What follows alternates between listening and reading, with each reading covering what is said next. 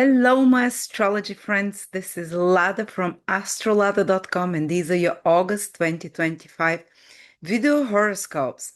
And August is pretty gentle, easygoing month, possibly one of the easiest that I've looked at this year.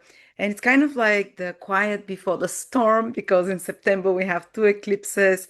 But after that, again, we're going to have some wonderful configuration to the end of the year through the months. But August is a well-deserved respite and break. We're going to have Mercury turning direct. Around the same time, the two greatest benefics, Venus and Jupiter, are joining together in Cancer. Actually, the whole of August, they're pretty much in the same sign. So one area of your life will go with such ease, with such blessings and positive flow. So there will be one area that will be very easy for us all, or a source of blessings. And we're going to have a Saturn opposition Mars around the 9th, 8th, or 7th, 8th, 9th. But usually this is a stressful combination. Some external circumstance can stress us, some conflict that needs to be resolved. But this time it creates an incredibly positive configuration, which is called a kite formation, because there is a trine from Uranus to Mars, trine from Pluto to Mars. And that's kind of, Uranus is wisdom, Pluto is willpower. So some kind of whatever we triggered into, which is Mars Saturn opposition, triggered or into action, activated in some way, provoked, we're able to resolve it by tapping into divine wisdom and the right source of willpower that is aligned to divine willpower. So this energy, this conflict or the stress between Saturn and Mars that's starting at the beginning of the month will be resolved in some way into productive action. And of course, we're going to have full moons, new moons, but nothing dramatic, nothing over the top. There is a full moon on the 9th of August, which is in Aquarius. It's around the same time where everything else, the Venus, Jupiter conjunction, Saturn, Mars opposition. And this will be like peak of activity. Full moons are peak of activities, seeing the results of previous actions, getting the rewards for it, for example. And this full moon is in Aquarius, which is social. It predisposes us to connect with like-minded people, emotionally to form friendships, or to strengthen existing friendships already, or connections, business or personal connections as well. And on the 23rd, there is a new moon when the sun and the moon are together at the 0 degrees in Virgo, which kind of gets us prepared to get into work mode, to get into more serious down to earth, because till now was everything was in Leo, so it's more like enjoy yourself, holidays and so on. But this new moon from the 23rd of August in the 0 degree of Virgos kind of gets us down to earth, focused. Um, let's get down to practical things, solve them. And it's conjunct the star Regulus.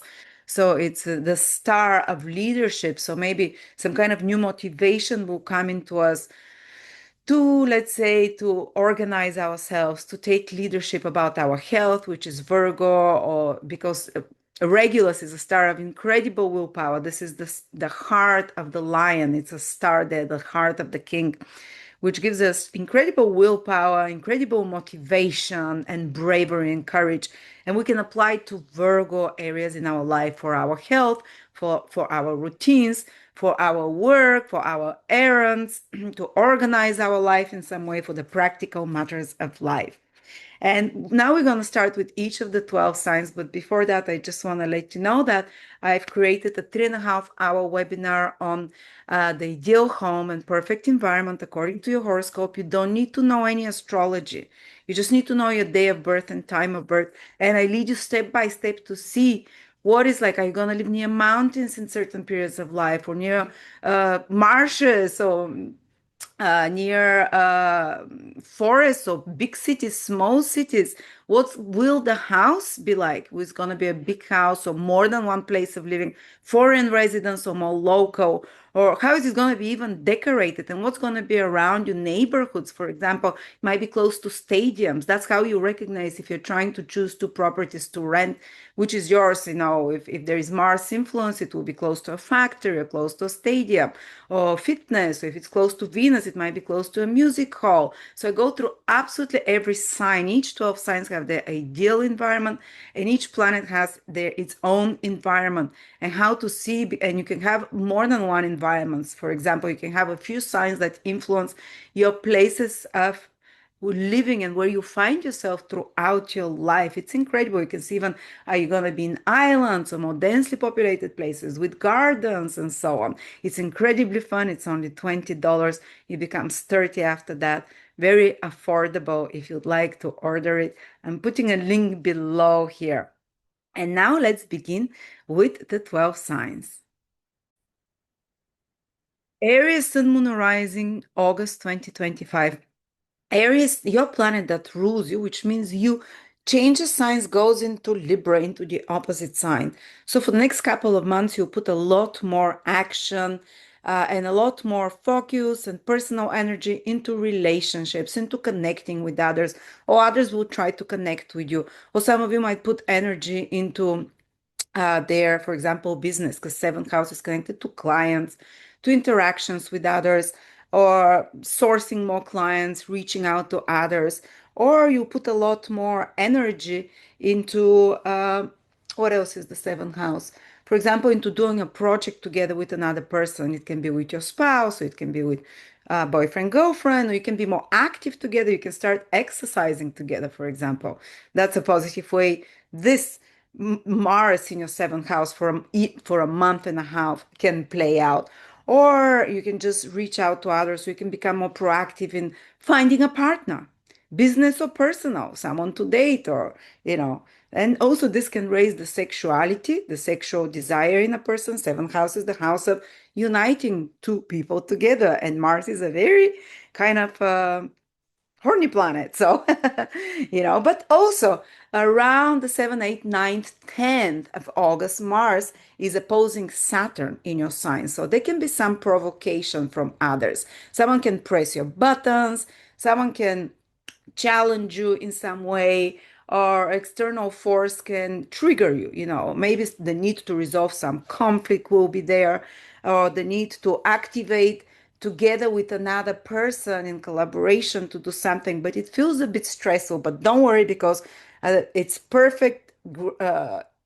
Pluto is making a perfect trine to Mars and sextile to Saturn and Uranus as well at the same time. So even if there is a provocation that comes to you from outside external sources, because you are here, Aries, seventh house is the furthest one away from you. So something external usually activates you and triggers you into action. It can turn out very productive. Say someone says something that you don't like. This makes you frustrated a little bit. And but because of the wonderful aspects towards this Mars, you can turn lemon into lemonade. You can use this force of anger or this force of provocation to get something done, to change something, to initiate something. So you can be extremely productive around those days as well. So there is a way out of a stressful situation with a lot of help from the planets like Pluto and Uranus, through wisdom, Pluto, Uranus, and through willpower, Pluto. Because the aspects are positive, it's correct willpower applied in the right way, and correct wisdom applied in the right way, that will help you solve some problem, fix something, be very productive around that time. There is a new moon on the 9th of August, Aries, in Aquarius, which is your 11th house. And that new moon doesn't get any aspects, but full moon, sorry, is about peak activity. And 11th house is social house, connecting to others. The full moon is to bond emotionally. So you might have some important developments this month with friendships, with like-minded people, groups of people, some kind of, especially around the full moon, of course, maybe going to some festivals or going to some place where a lot of people gather, or lectures of some sort, or people that have the same mind of how they perceive the world. There is this bonding element there. Or 11th house is also profits and rewards. And the full moon is seeing the results of. So if you've been working towards some project, long-term project of yours, dream or goal, which is the 11th house, this full moon, for some of you, can start showing you the results of it, can start showing you the profits of it, because it's also a very business house as well. All right. And on the 11th or 12th, something like that, Mercury is also turning direct. So the first 10 days of the month, you're having still Mercury retrograde in the fifth house.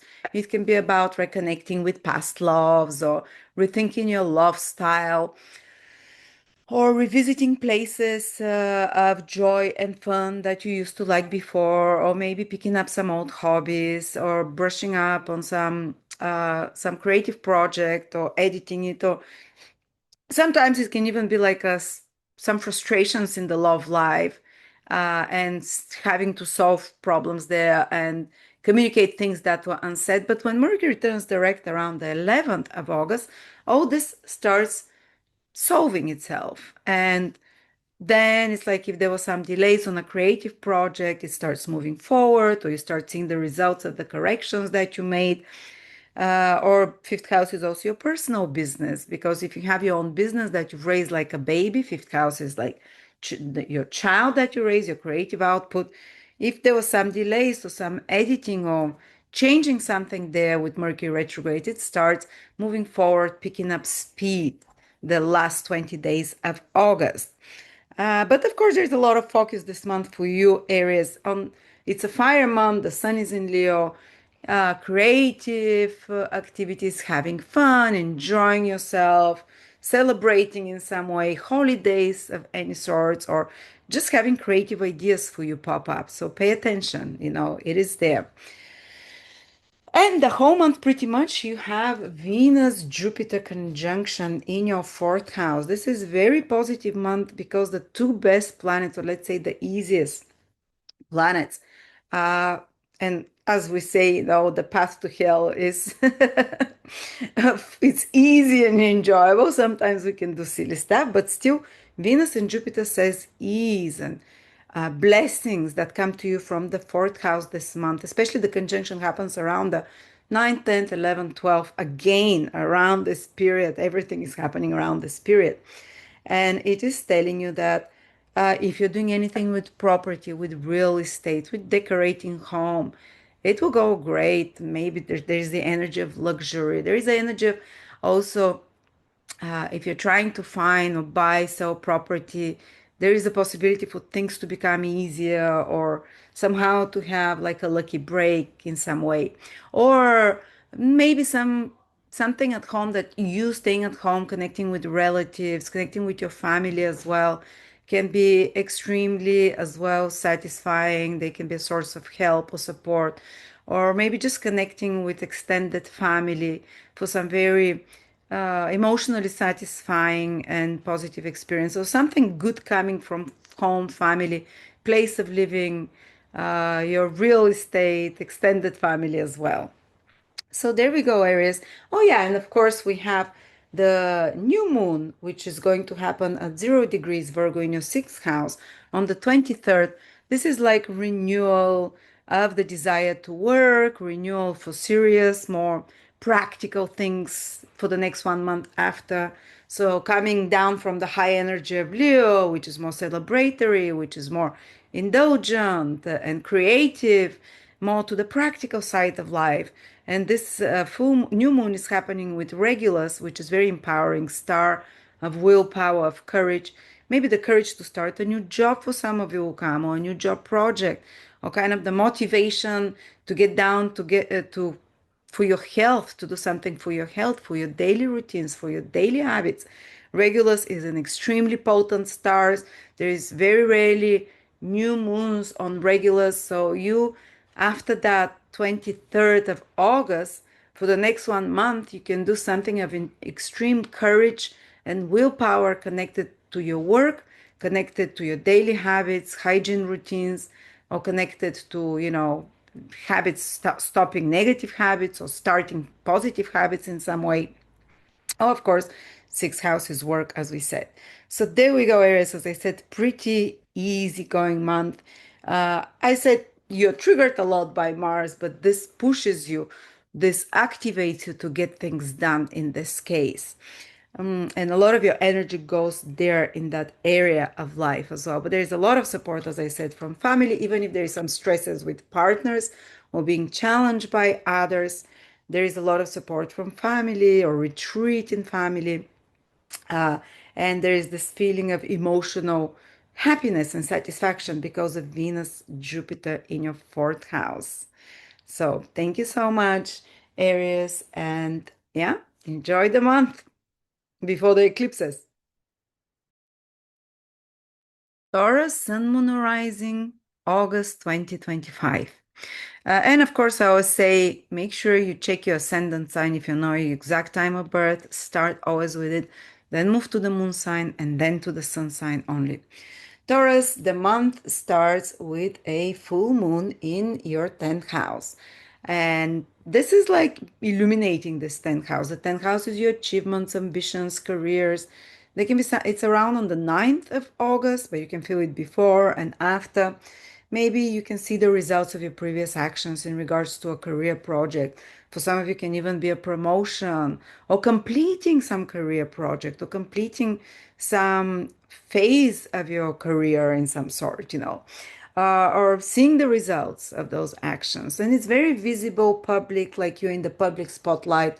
So or your actions are scrutinized, let's say. And whatever you do around that time will have a strong impact because the 10th house is the house of action, of our decisions, executive decisions, and it kind of has, it's one of the most potent houses in astrology. So whatever you do this month, especially around the full moon, it has strong influence and impact on the rest of your life.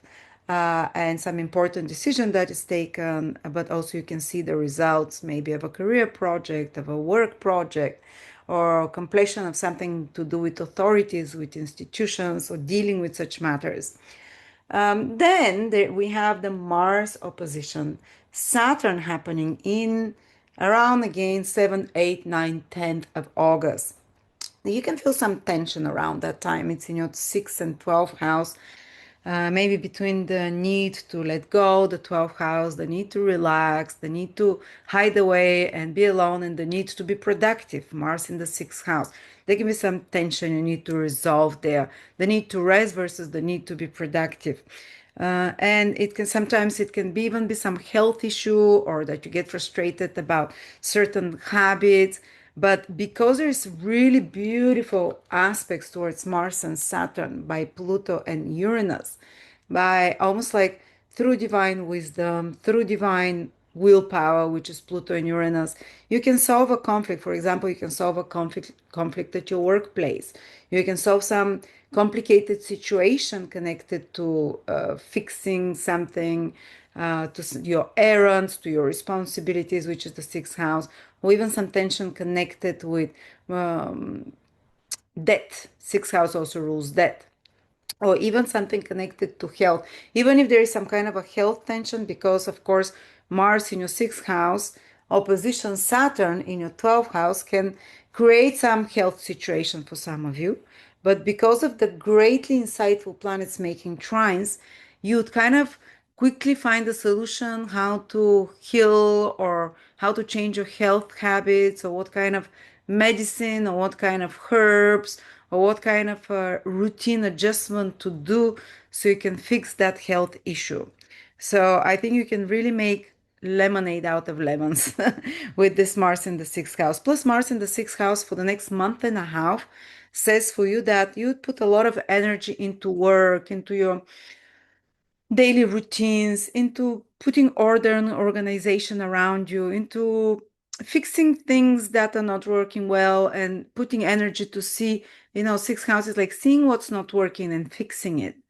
and it's on a very practical level, or maybe into some work project that you are mobilizing your energy and resources to put on, and somehow, as I said, sixth house is health and work, very practical things. So you see, we have a theme already here. uh, Full moon in another house of work for you, like to see the rewards, to see the results. Well, Mars for a month and a half in your sixth house, which says, like, okay, get proactive about your health, about your routines, about eliminating even unhealthy habits, and get more proactive about your job or job search or work projects and duties and responsibilities. You mobilize these practical areas of your life while you're receiving a lot of support. There is a full grand air in the air houses. So somehow this month, especially if you want to do like money, work, career, they can be a great alignment there, because the grand trine, the most harmonious aspect of things, like somehow almost miraculously can align for you there. Um, then we have Mercury turning direct, which means till the 11th, it's still retrograde in your fourth house, like connecting with relatives, people from family from the past, or maybe clarifying some things with family, relatives, maybe some, even if there's some crisis in the family relationships. Uh, After the 11th, 12th, it starts it starts resolving itself. Or maybe there was some delays with property or real estate or some home project or having to be redone and having to be clarified, mm, you know, having to change something there. Then Mercury turned direct on the 11th, 12th, and things start moving there more according to expectations. And if there was some frustrations, about appointments, meeting, which is Mercury after all, and you having plans connected to your personal life, connected to your family, and they keep kind of being uh, not according to your expectations, or somehow being thwarted or confused. Well, after the 11th, everything starts going smoothly in matters related to fourth house, which is family members, family relationships, real estate, and property. And the whole month, you're going to have a wonderful, wonderful combination of Jupiter and Venus. The peak again is around the 9th, 10th, 11th, 12th, when they're closest together in your third house. But the two best here, this is you, 1, 2, 3, but the two best planets in this house says that this third house, the month of August, can bring you some blessing even without effort, can reward you in a way, it can happen with ease. And that third house is like a short trip if you take somewhere. It would be wonderful. Venus and Jupiter. Some important conversations if you have, because third house is communicating, conversations, business meetings as well, or some projects about writing, speaking, media. Do it, it will go with ease. It will be very blessed. I don't know, maybe launch a website, or maybe write articles, or maybe find the marketer, or maybe learn something. Third house is the house of learning skills, and Venus and Jupiter there says it's going to happen with ease. You might enjoy more conversing with interesting people. You might enjoy, you might have a better relationships with siblings. You might have improved relationships with neighbors if you get invited by neighbors or teammates, workmates, or mates, friends, kind of. This is where good things come from you, the social third house. It's not only social, but it's about intelligence, learning something. It will go swimmingly. You'll learn some very important and positive things as well. And speaking about that, if you want to take my course on uh, environments and homes and property of each of the 12 signs and each of the planets, you don't need to know any astrology. It's 3.5 hour webinar. I'm putting a link below. It's only $20 to see what your neighborhoods will be like, what the house inside, whether you're going to live in more than one places, have multiple properties, whether you're going to have bigger or smaller properties, which countries even it's going to be. You don't need to know any astrology. Check it out. You might really enjoy learning something because of this Venus-Jupiter conjunction, or writing something, or traveling somewhere, or even buying a laptop, buying a new phone, These all go very well. The third house, so buying something to do like a car or transportation of some sort.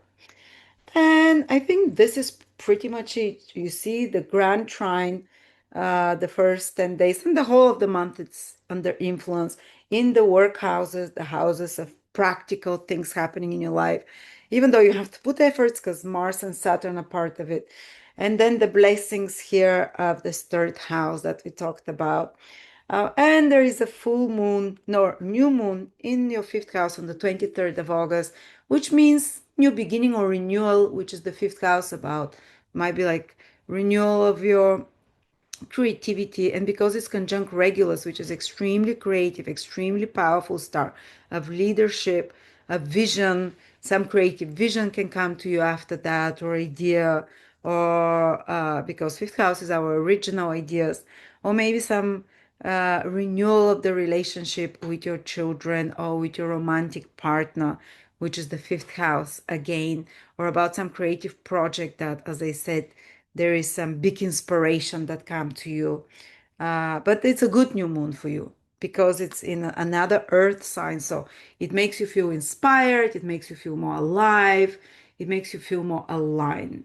So wonderful month. So thank you so much, Taurus.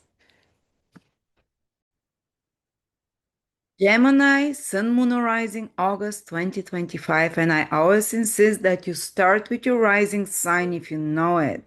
Then you proceed to the Sun and the Moon sign. So you get all three perspectives and see which one you resonate the most with.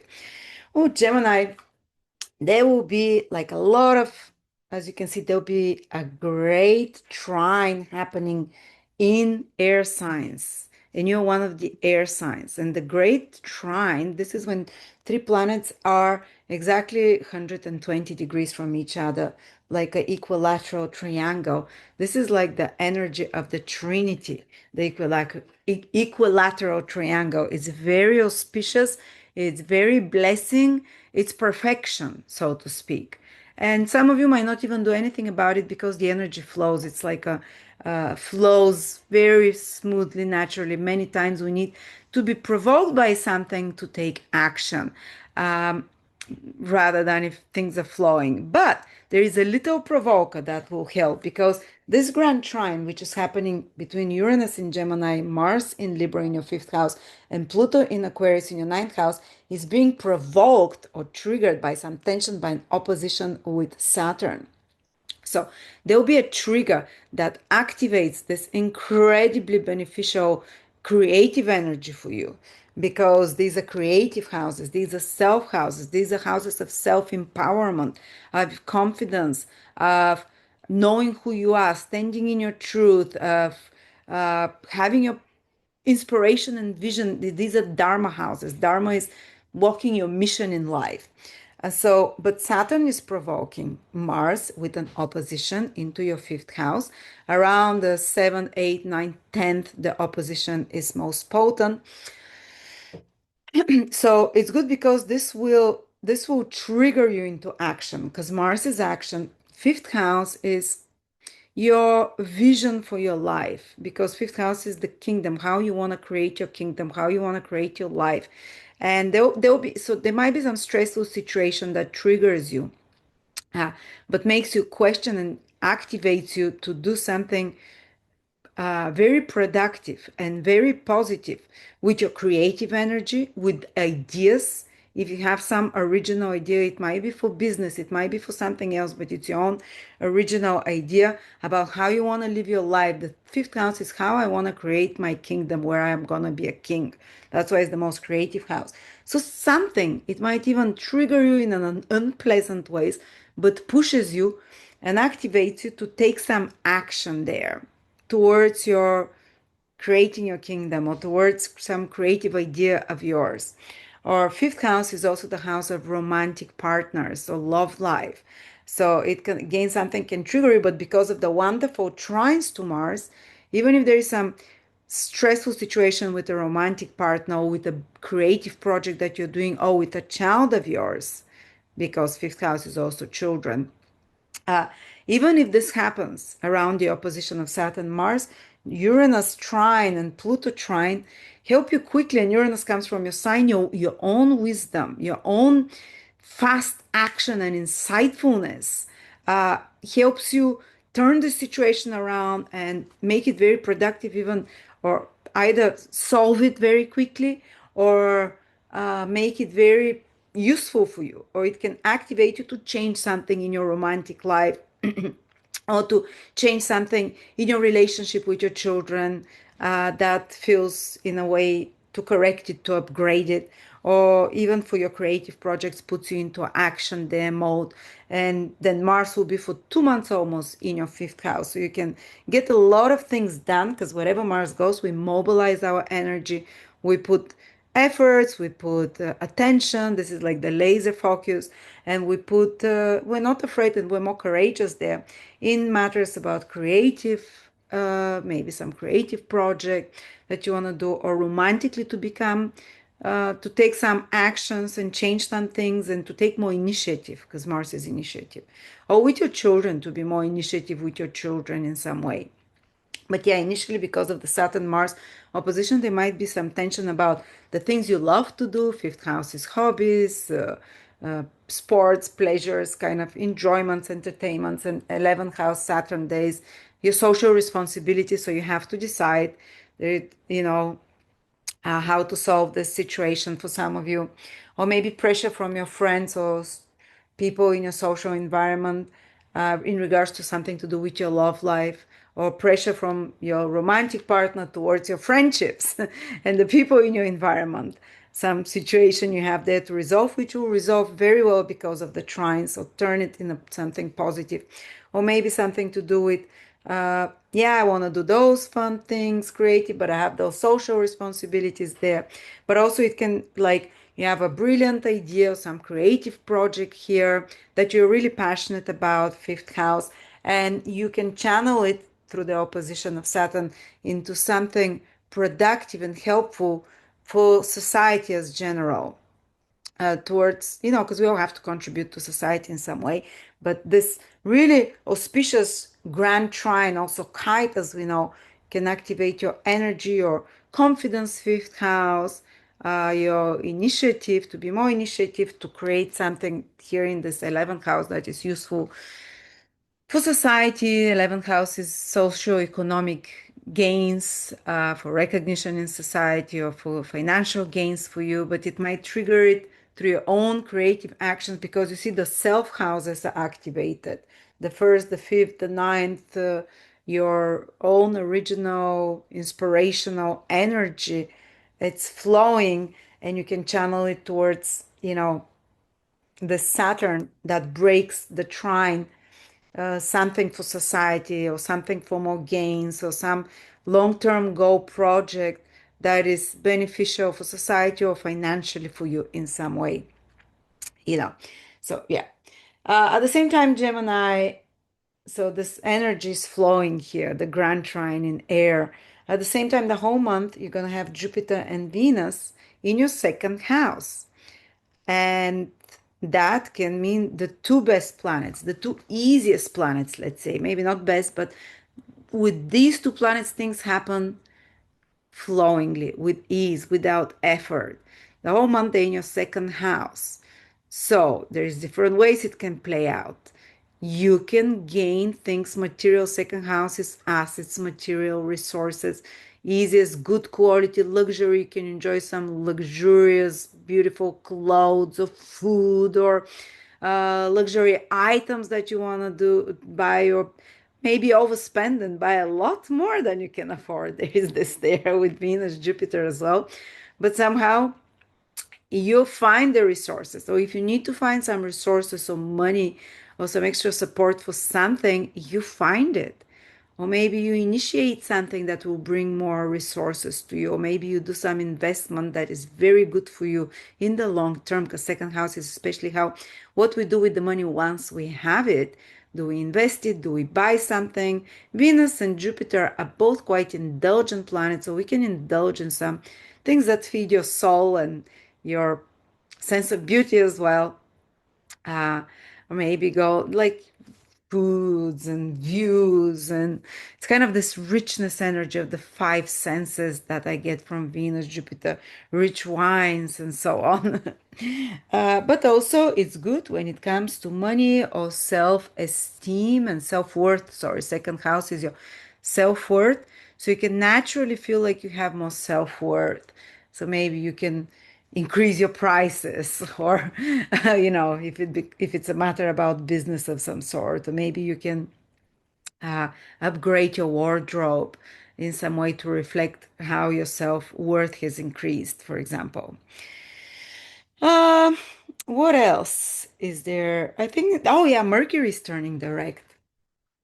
Mercury is turning direct in your third house, which means till the 10th, 11th of August, it's still retrograde there. So you can, it might, in matters of business and connecting with others, it can feel a little bit more like you're meeting more people from the past, friends or mates or relatives from the past, or if you're having business meetings or any kind of scheduled appointments and plans, they might feel a little bit more off, like you have planned something, it falls through, someone forgot and you can't get there.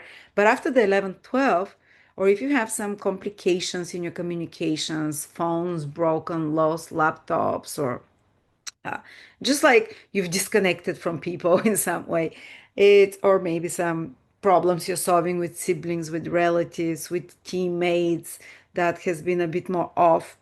Well, after the 12th, it all starts sorting itself out.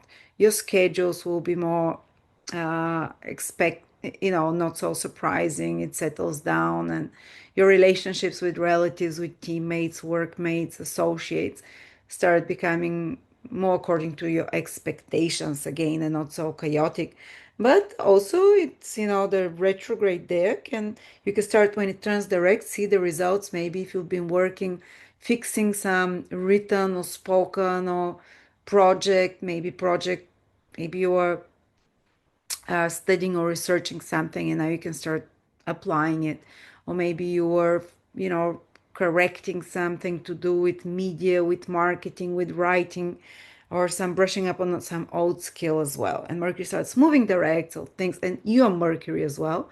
So things can become a bit more predictable, let's say, and normal. All right, but yeah, Mars in your fifth house, pushing the creative energy. Full moon, I forgot to say as well on the ninth. Full moon in your ninth house.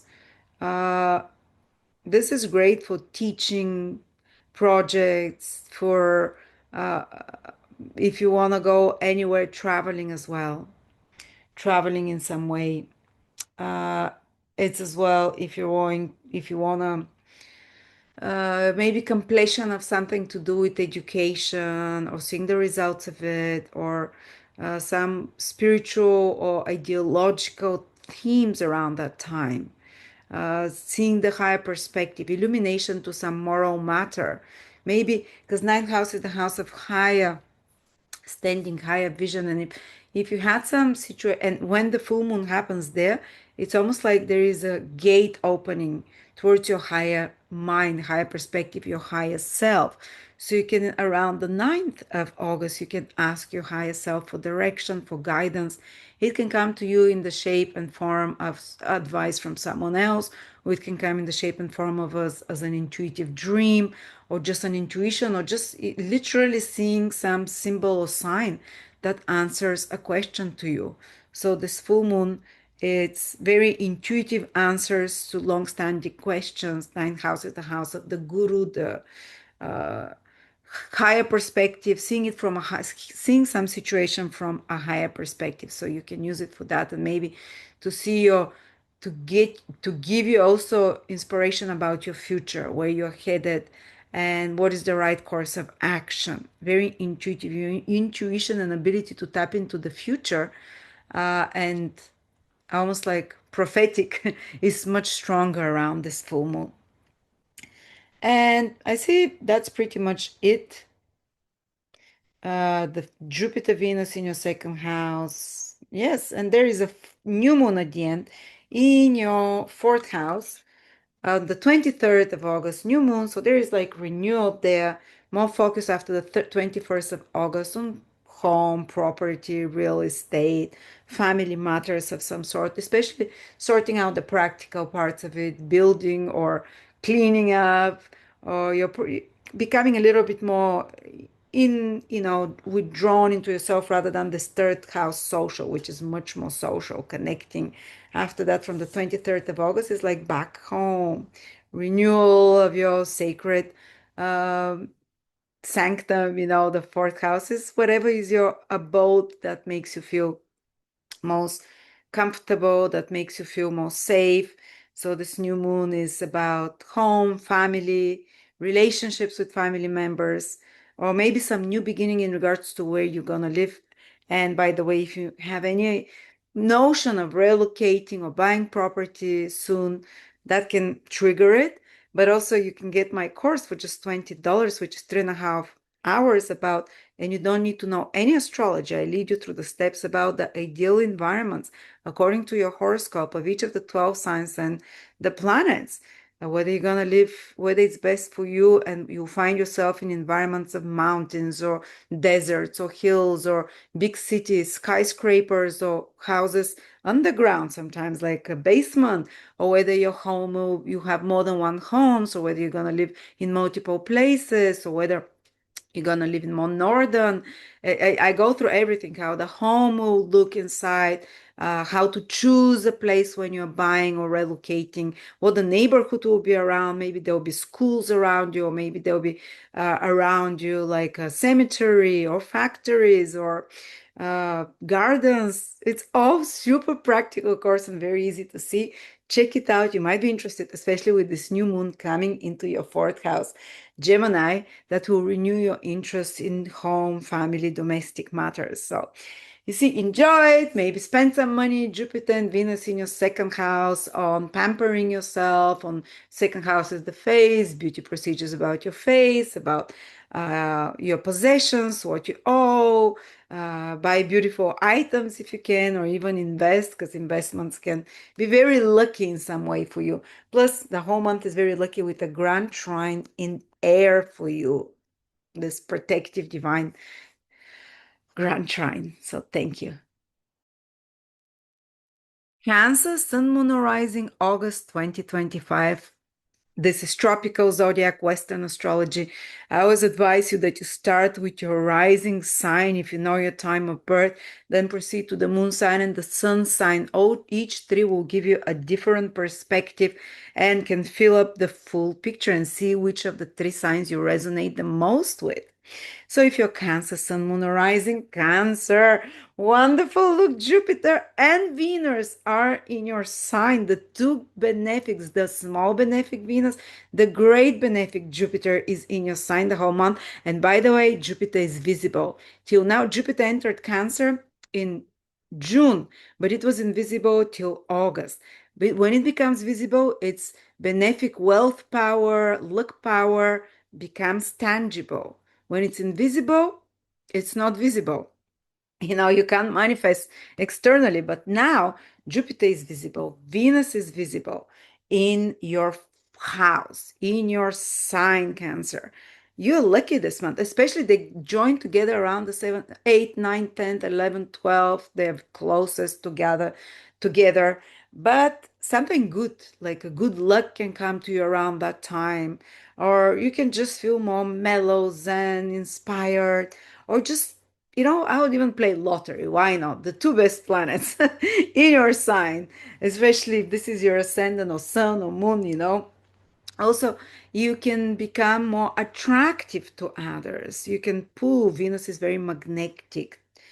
Come to me like, and Jupiter is shows your aura. There's Jupiter in your aura and Venus. Jupiter is the aura of well-being, of success, of wealth, of positivity, and Venus is the aura of luxury, abundance, joy, pleasure. Jupiter is joy, Venus is pleasure. So you can become a bit more indulgent this month, but it is okay. I think you deserve it as Cancer because Mars was in your sign for 7 months in the last 12 months, for Mars retrograde there. And now you need this pampering, this luxurious energy a little bit more. Maybe go on a holiday. I don't know.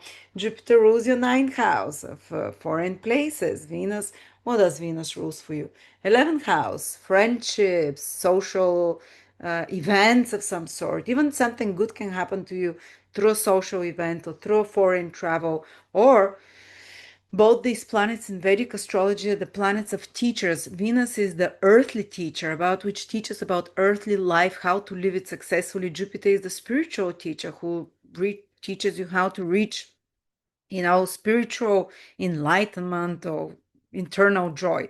When both of them are together, maybe taking a course, learning something of some sort with the two teachers, or maybe finding a teacher really who will give you and very aligning very easily that allows you, or inner intuition or a guide or intuition from somewhere about your path, because your first house is your path, what is on your path.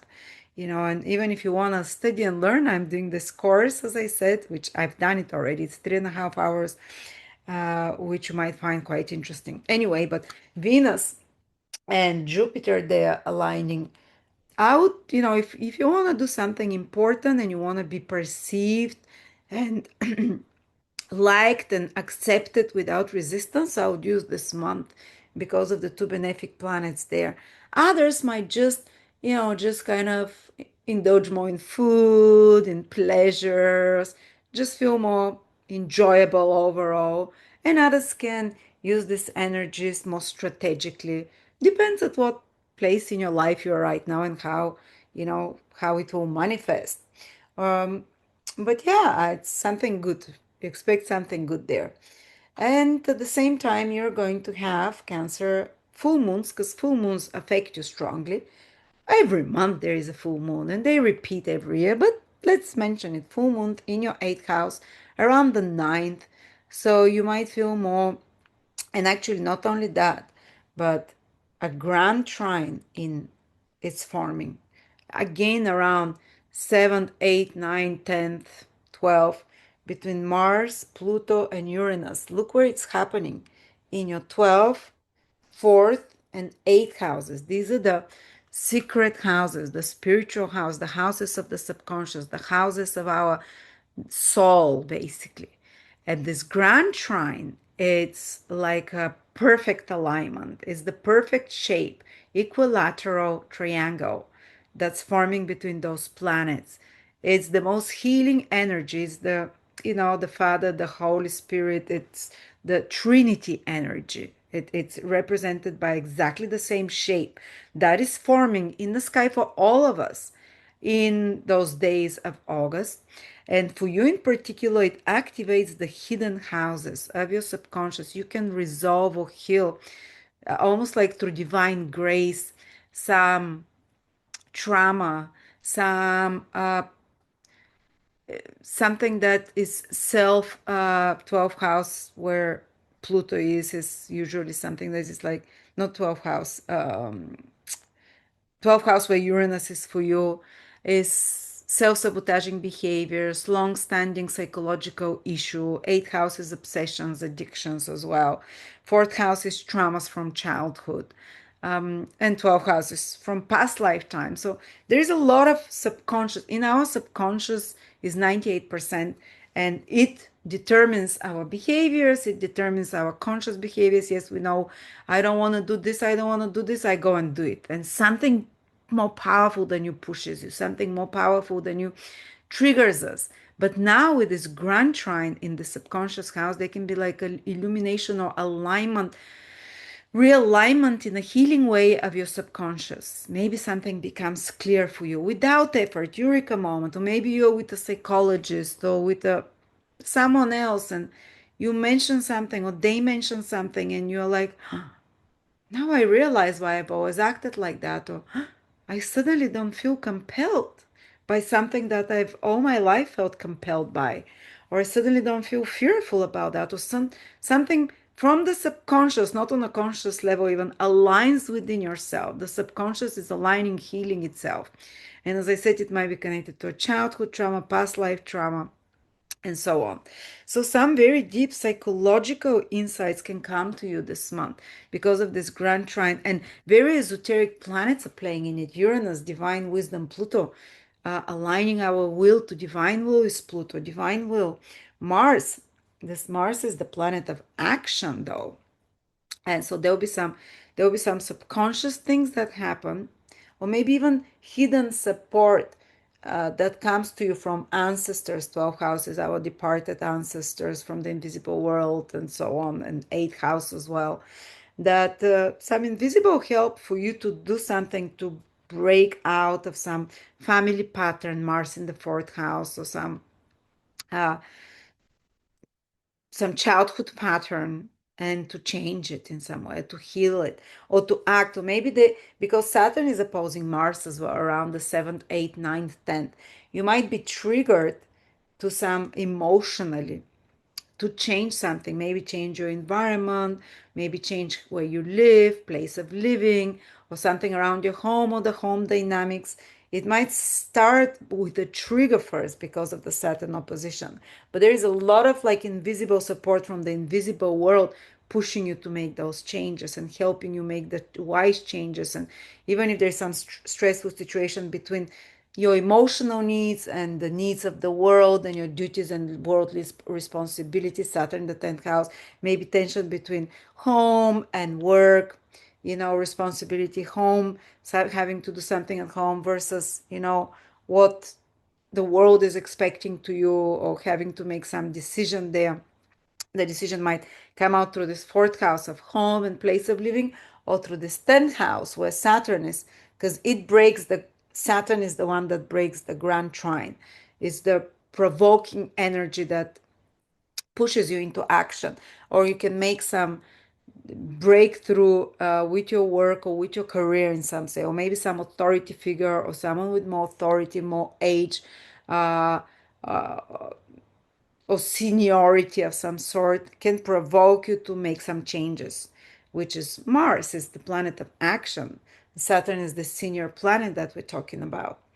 And your subconscious is helping some invisible forces bigger than you, 12th house, 8th house, Pluto, Uranus. These are things that we don't consciously work with. These are external forces that can push you to make some change in your personal and career life, possibly. But because it's such a beautiful configuration, grand trine, a kite with Saturn as well. Very perfect harmonious figure. These are very rare in astrology.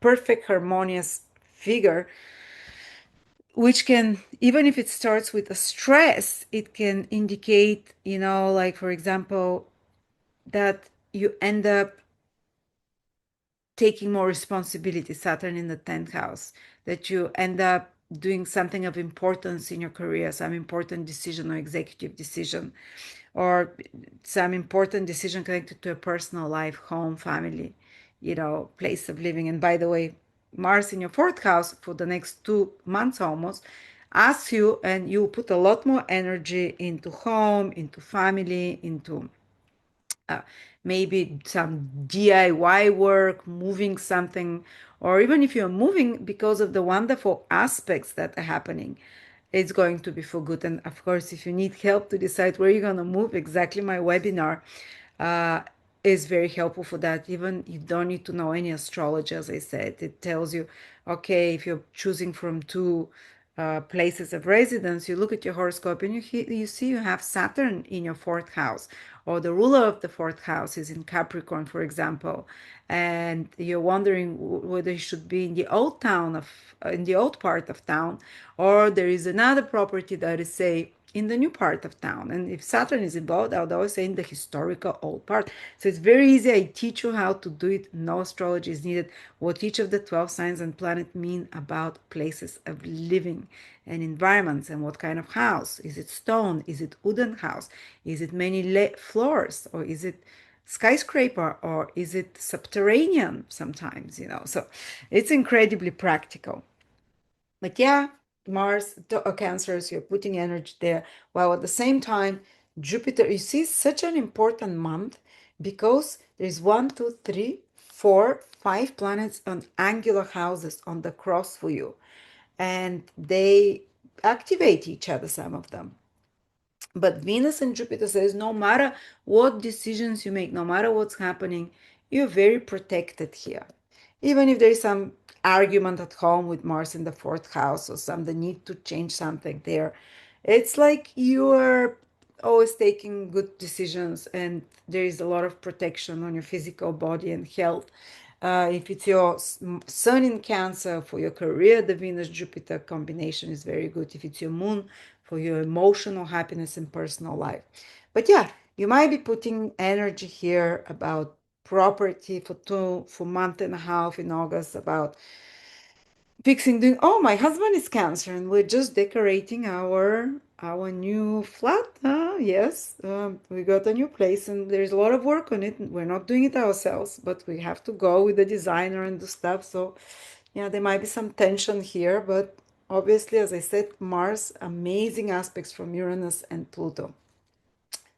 And yeah, pretty much this is it for you, Cancers. Yeah, we said there is a new moon, sorry, full moon on the 9th in your eighth house. You might be something to do with taxes, you might complete taxes, or something to do with investments into stock market that gets culmination. Maybe like you sell some stocks because they've reached a high for you because the full moon is the highest it can go, or mutual finances and resources. Maybe you're paying for something together as a couple, or these are eighth house topics, but also, as I said, very deep psychological insight. You see through lies with this full moon in your eighth house, you see through manipulations. Uh, and yeah, as long as you're not secretive yourself, Cancer has this tendency. But as I said, there is like a lot of deep realizations connected to your psyche. Oh, yeah. And Mercury is turning direct on the 11th in your second house. If there was some financial restraints till the 11th, or some financial delays or complications, or maybe researching about different investments, do it after the 11th when Mercury turns direct, because things with finances become more predictable, more according to plan. Uh, yeah, that's pretty much it. And finances matters like that, but till the 11th they might be a bit unstable. After that, there is maybe, if you've rebudgeted well, if you've prepared, if you've kind of organized your finances and resources, when Mercury turns direct, you start seeing the benefits of it. So thank you so much. Dear Sun, Moon, or Rising, August 2025. I always recommend you to start with your rising sign. If you know your time of birth, then listen to the moon and the sun signs and see which of the three resonates the most, or they can kind of merge into each other and fill each other up. So, what about Leo? Leo, it's your month, of course. The sun is in your sign, so it's a time of renewal. It's a time of being in the spotlight. It's a time of being more active and starting new beginnings and feeling strong, rejuvenated again. So yeah, take heed of take that initiative that you feel, initiate new things. But Mercury is retrograde till the 11th of August. So till then, you might feel a little bit that there is still some blockages or some frustrations or some delays. Things are not going according to plans. And after the 11th, Mercury turns retrograde. So if there was some, especially uh, communication problems or problems with uh, relationships in some sense, because Mercury is a relational planet, they start sorting themselves out and things start becoming according to plan and seeing positive results. If you are working on something, preparing for something, you can move ahead after that. And on the 9th of August, there is a full moon, like every year, often in August, in your seventh house. So there is also focus on relationships. like others can help you in some way, or you can see relationships can be taken to the next level, or you can complete some deal or sign a contract, or another person, someone external, can activate you into something as well, or can show you, um, for example, the results of previous actions in some way. And you see, there is grand trine happening, perfect grand trine happening in your relational houses in the third, seventh, and 11th. So this month is very beneficial. It's between Mars, Pluto, and Uranus. Mars, Pluto, and Uranus. Three very high vibrational planets, Pluto and Uranus in particular. So there is some, and the grand trine is a very auspicious configuration in astrology. Uh, it's kind of like it's the Holy Trinity, this configuration. It's things flow then, almost can happen by miracle with ease. And this is happening in your relationships. And it might be relationships with relatives, with friends. 11th house is friends, your social environment. Third house is relatives and friends as well. Seventh house is relationships, business partnerships with clients or marriage partnerships. There is some great harmony happening there. So something almost like a blessed mm, dispensation or through the grace of God can happen to you by the people you meet or the people you communicate with, the people you're in touch with. It will just flow if you're working with people, if you're engaging with people in some way. There is this perfect harmony that is happening and perfect opportunities that flow through ease, through divine grace, as I said.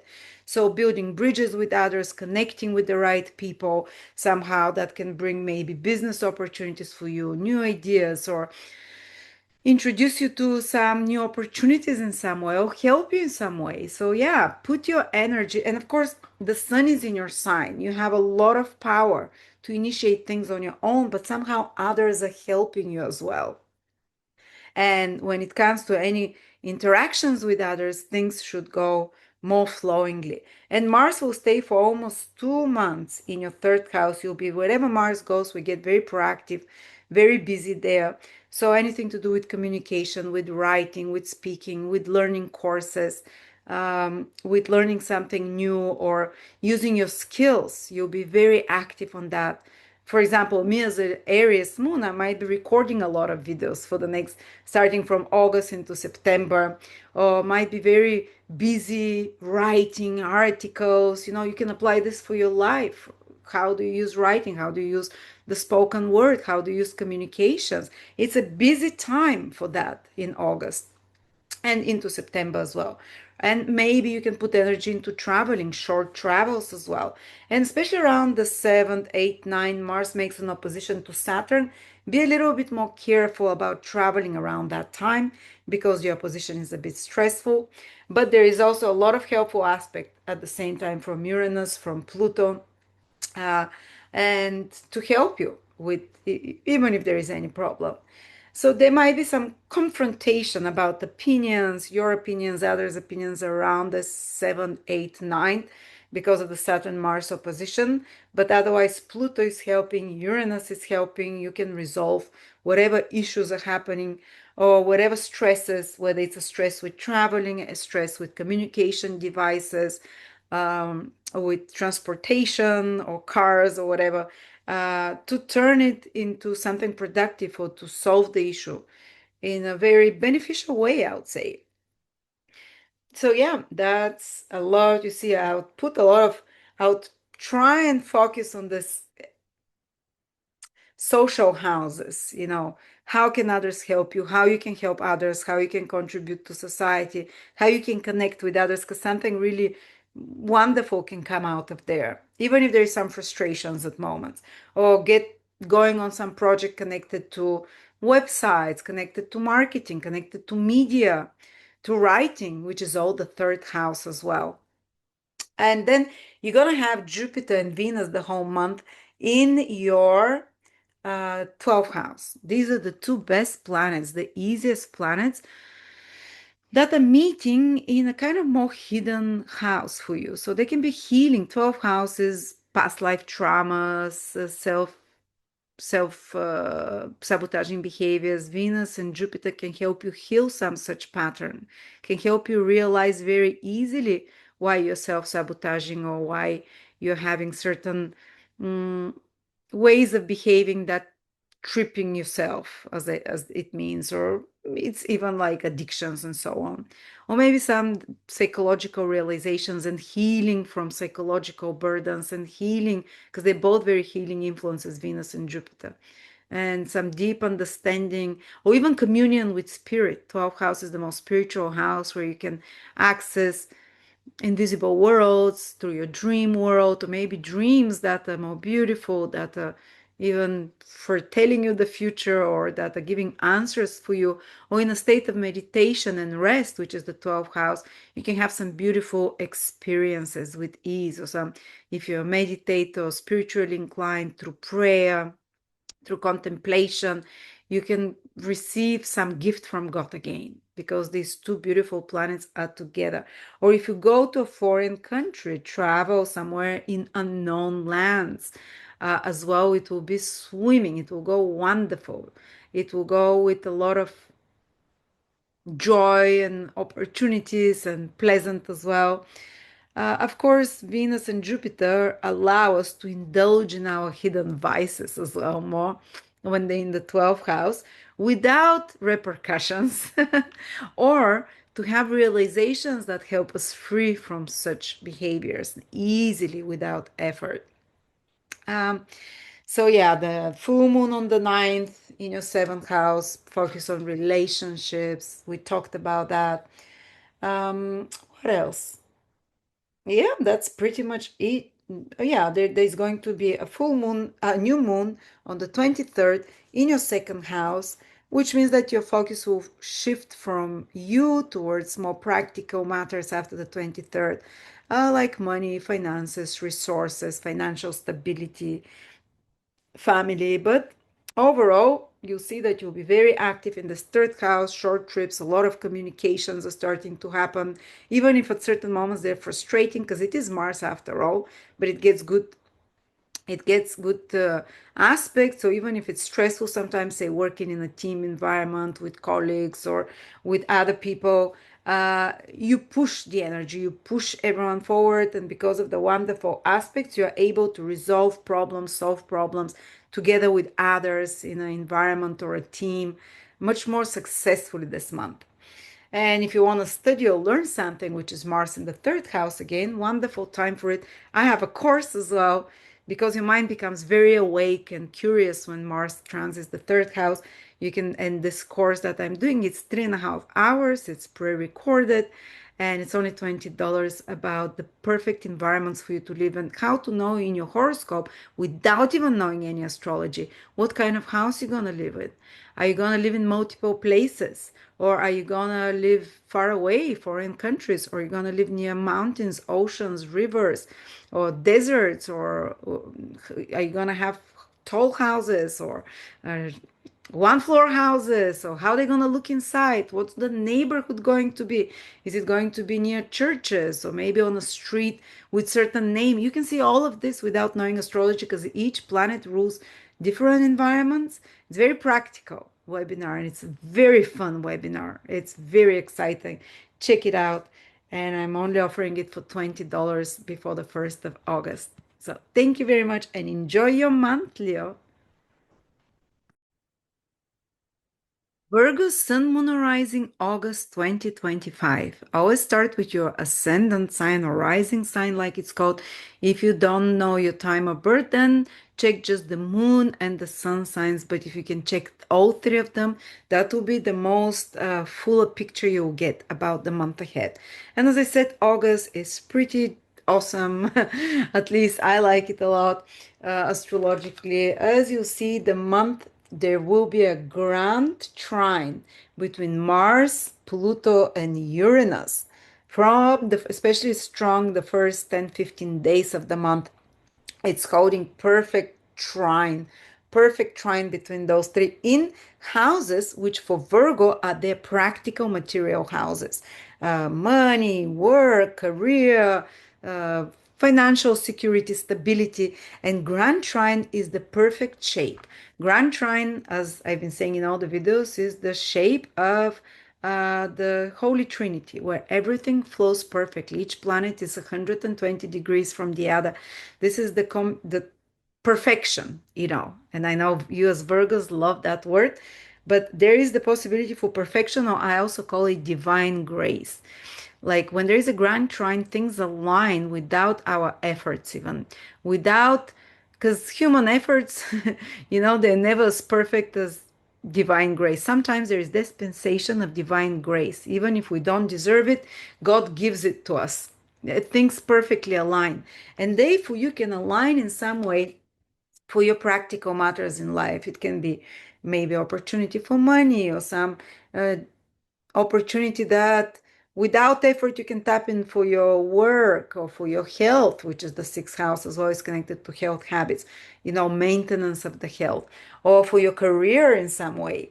But I think, it's because Mars is the active planet here, it's mostly connected to finances as well, to financial stability, to resources in some way. So some kind of a and you put efforts yourself as well, because Mars is an active planet. You don't stay as a passive observer. Mars, really, wherever Mars transits, you want to jump with both feet and get involved because you get the courage. And maybe about something about a financial situation for you. And yes, Mars can indicate more spending, but even if there is more spending, it's for something wise, it's for something that is important, because Uranus is wisdom, Pluto is willpower. You might be investing in something that will give you good returns later on, and it might be almost like, wow, this investment, it's too good to be true, but actually it's a grand trine, it's divine intervention, divine grace, as I said, that is involved there, or maybe stabilizing your financial material situation in some way. So look out for such opportunities of things aligning themselves on their own. But Mars gets opposed by Saturn, which is actually good. It's a stressful opposition. Saturn Mars oppositions are stressful. They might be around the 7th, 8th, 9th. Again, it's most potent. Because it might be the need to resolve some conflict about your resources, other people's resources, my money or my values, your values, mine, yours, or my money, the tax, the money for the government, or so on. There might be the need to resolve some kind of conflict. But because of the grand trine, Pluto and Uranus, you find quick solutions and turn it into something even that is beneficial for you. So even if there is some tension around those days, 7, 8, 9, 10, and check also your sun and moon sign, or all three signs, because this opposition might be forming in your other sign in another house, which might be more relevant for you. But whatever stressful situation around the 7th, 8th, 9th, 10th might be around, it's actually for good and somehow divine interference, divine like invisible forces helping you to settle the things and to resolve them in a good way. All right. But yes, you'll put a lot of energy into maybe for a month and a half with Mars in your second house, being proactive financially, being proactive in regards to how you eat, because second house is what you put in your body. Maybe even because sixth house is health routines, exercise for health, and so on, healthy habits. Second house is how you eat. Mars making trine to Pluto. There, it can be much easier now to change health routines or to integrate something new through eating and exercise or health routines or some kind of healing method that gives almost like miraculous results. And there is a full moon on the 9th in your sixth house, again activating those themes, illumination, getting an answer about something to do with your health, or completing some work project, or seeing the result of a work project uh, come and align itself in some way, because also the Pluto trine Mars is happening around that time. Yeah, and I know Virgo is a very practical sign, so these things, it's like setting into rhythm routines and setting into rhythm kind of like well-oiled machines of your daily life can happen around that time. But of course, Mercury is still retrograde till the 11th in your 12th house. So you might feel still a little bit disoriented till the 11th, 12th, or a little bit like unclear. And then from after the 11th, Mercury turns direct, and at the same time, all this beautiful configurations, grand trine is happening in very practical, material, financial houses of your daily routines and environment and daily actions, daily practical actions, and work and career. So after that, things start, you kind of start becoming much more under your control, much more like the way you expect them to be, without surprises and curveballs. And so setting up some really beautiful health routines or daily routines as well is very recommended this time. All right, Virgo. And also you need more rest as well. Sun till the 22nd is in your 12th house. Mercury is in your 12th house, which is you, and the 12th house is rest. It's okay. It's not all about work, getting responsibilities and work done. There is also here this source of resting more and sleeping more, or escaping a little bit and from the worldly humdrum and going into hotel or into retreat and resting more, while at the same time possibly material things kind of naturally resolve themselves because of the grand trine. Another wonderful thing is that Jupiter and Venus are conjunct in your 11th house this month. These are the two easiest, most positive planets. The great benefic, the small benefic, the whole month they're pretty much in the same sign. They're joined together. Jupiter is visible already, so it's becoming very strong. So what does it mean? Something positive can come to you, some easy solution to anything to do with the 11th house. 11th house is friends. Maybe you can have some wonderful time with friends, socializing with like-minded people, going to some events, maybe joining some groups and organizations, becoming member of clubs, or joining a club or group of people that help you in the future with your own long-term goals and plans, like benefactors. The 11th house is the house of gains. So there is here again the meaning that possibly you can have some gains and rewards for previous actions. So if you've put efforts into some project or whatever, if you have your own business, the 11th house is that.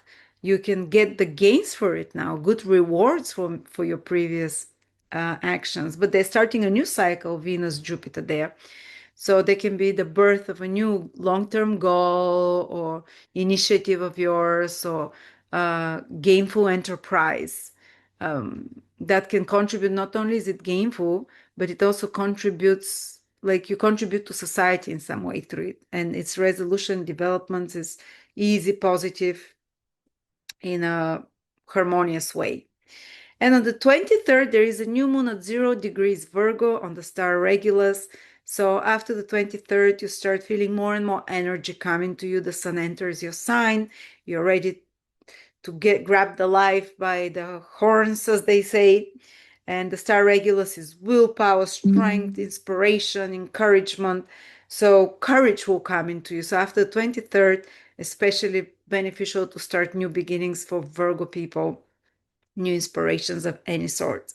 And because the planets move from the 12th house, the sun, where is there, so you become more focused, more concentrated. But as I said, because of the grand trine in air, practical matters in your life of practical nature should naturally resolve themselves. So some opportunity appearing there. So thank you so much. Hope that was helpful. Libra Sun Moon Rising, August 2025. And I always advise you start with your rising sign if you know your time of birth, then carry on to your moon and sun signs to get the fuller picture. The three signs can give you more and more details. But Libra this month becomes quite energetic for you. Mars is entering Libra.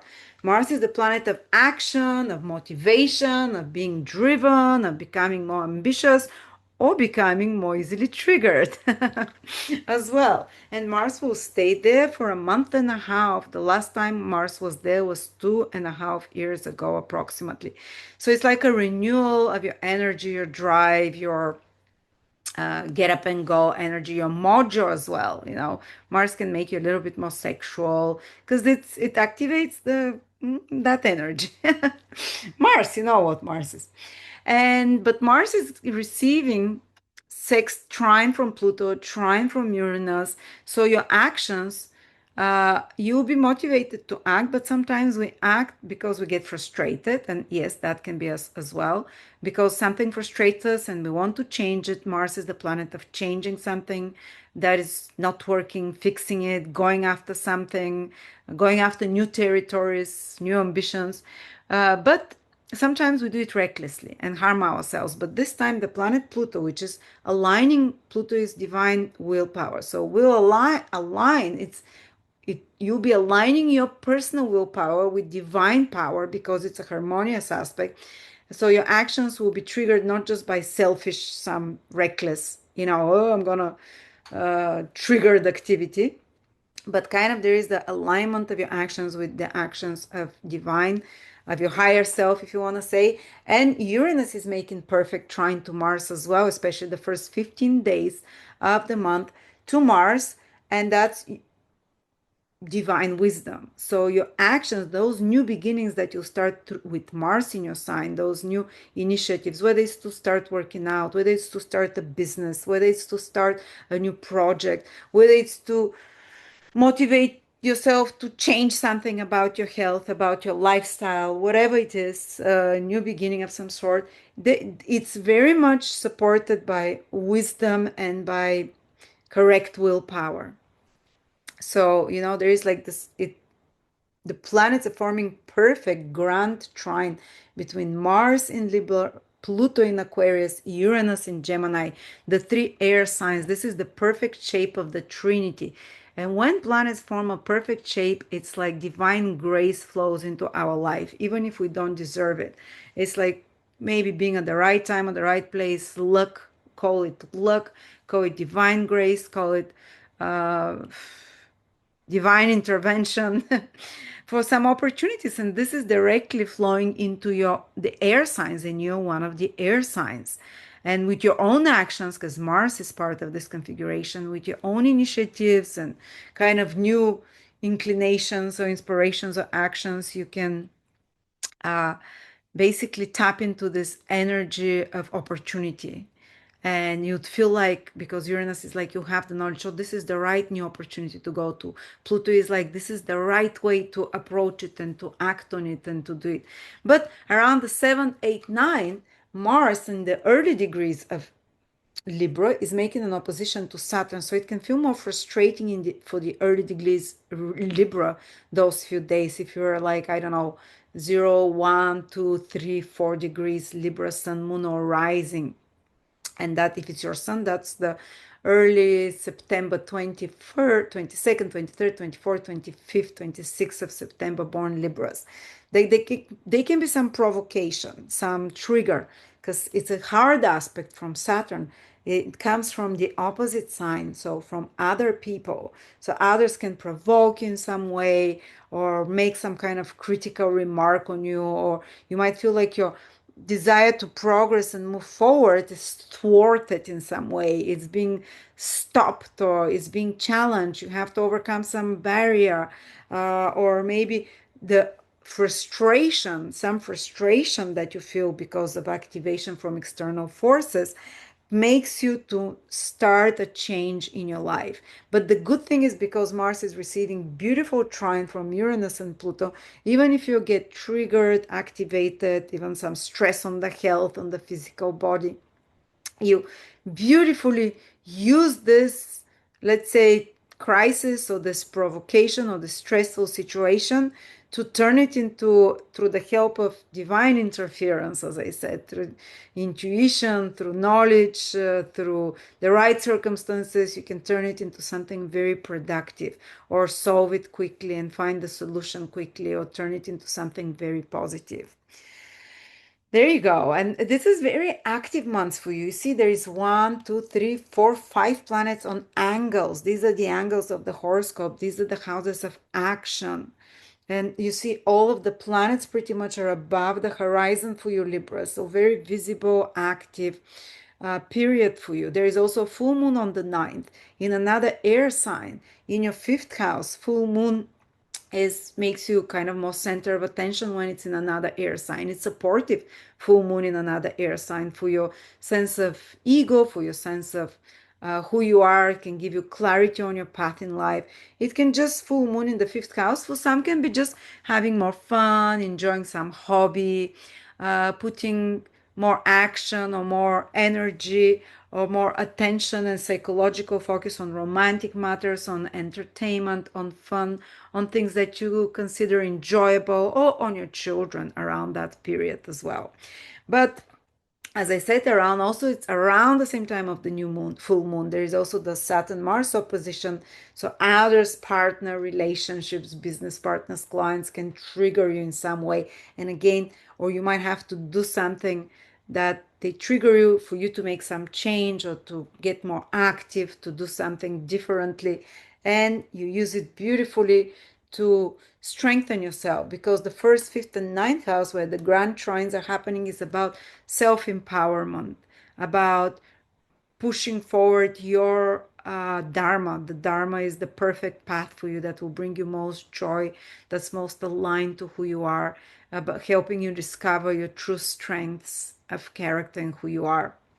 And you see also that there is the whole month Venus and Jupiter in the other most important house in the horoscope. So I think Libra are feeling the most intensely the energies in August. Even though August is a pretty awesome and easygoing month, Libra gets affected the most, actually, I think for good, because Jupiter and Venus, the great benefic and the smaller benefic, the two planets, when they come together again, it's about some kind of grace from God.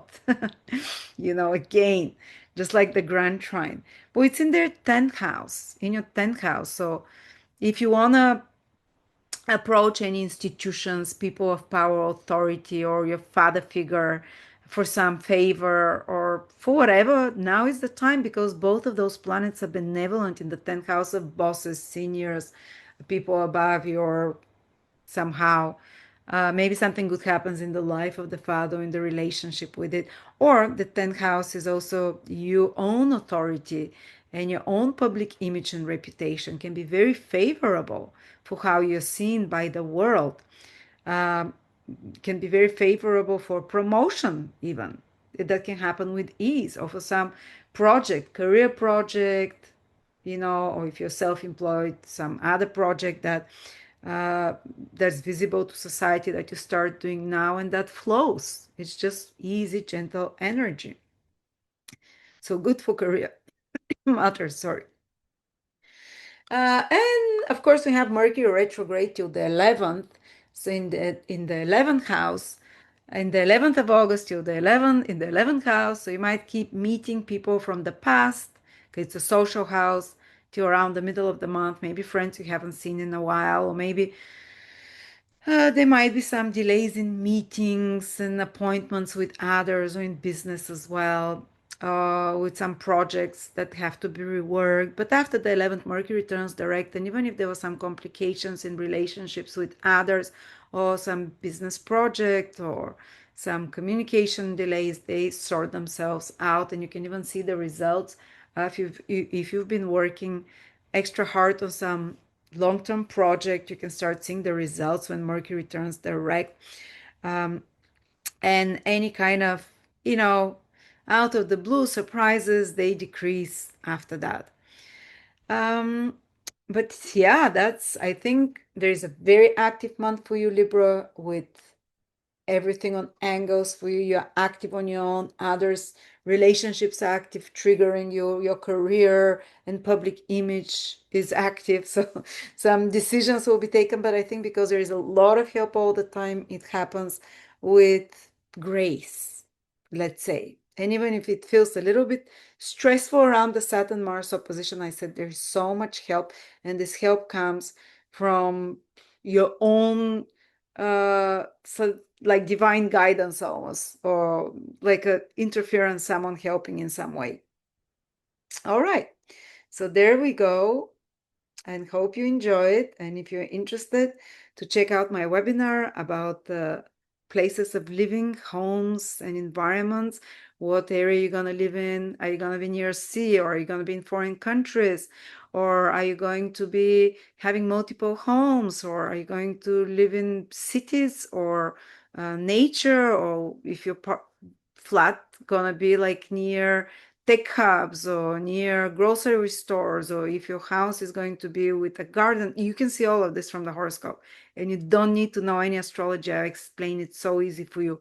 Each planet means something, each sign means something, and I want to tell you exactly what to look in your horoscope to figure it out. So thank you. Scorpio, Sun, Moon, or Rising, August 2025. Always, I advise you to check your rising sign first and then proceed to Sun and Moon, because the three will give you the fuller picture. Scorpio, this month the sun is high in the sky for you, in the most visible house for you. You're here, look at that. The most public, visible, so your actions have wide effect on others.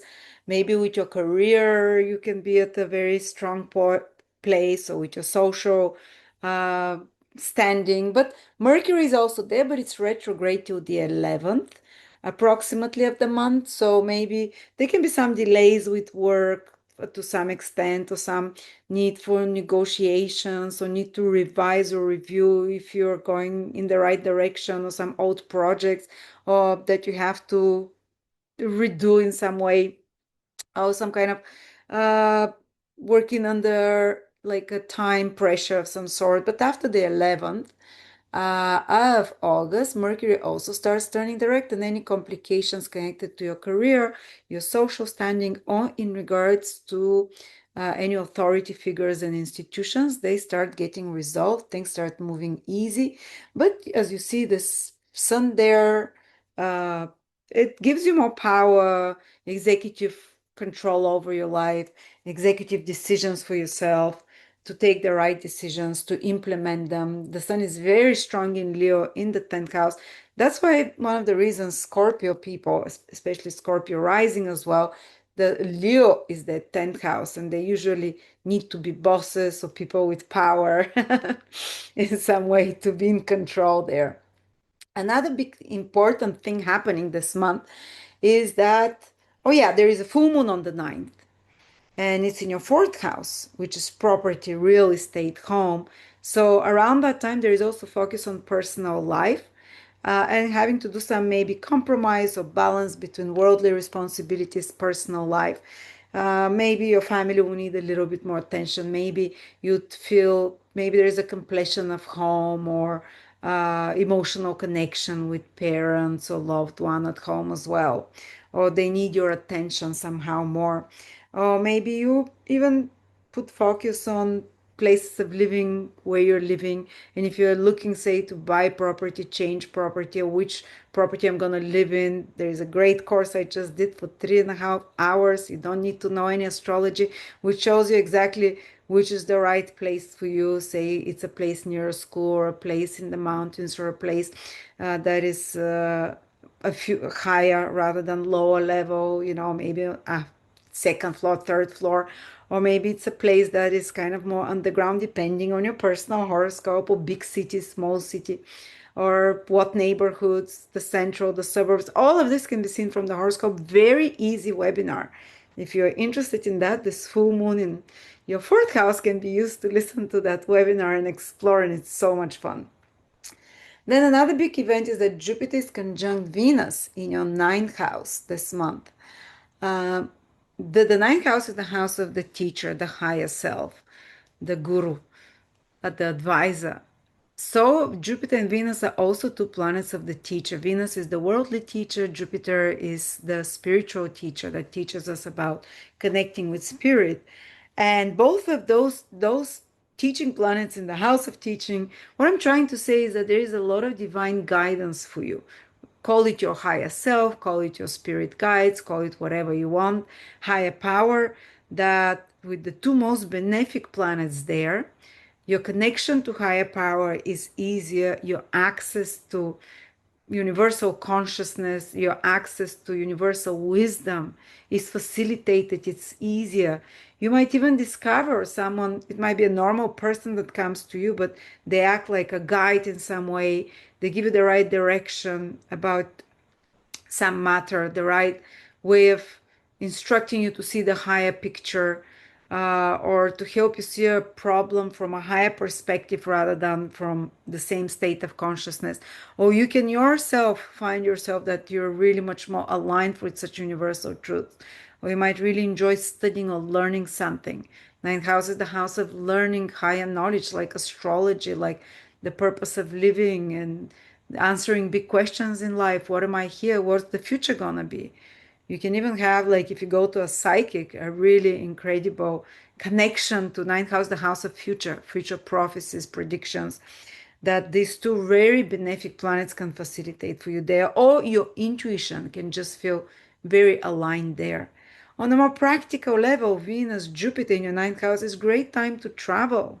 If you want to be in a foreign place, it will go swimmingly with ease. Or it's great time to study and apply to universities or to some course or webinar, and it will be top-notch quality. Jupiter, the best university, Venus, so it's great time for anything this month if you want to do with traveling, with studying, with learning, pre-qualifying, or anything to do as well with higher knowledge like astrology, or anything to do with planning your future, seeing the future and realizing what is the right path for you.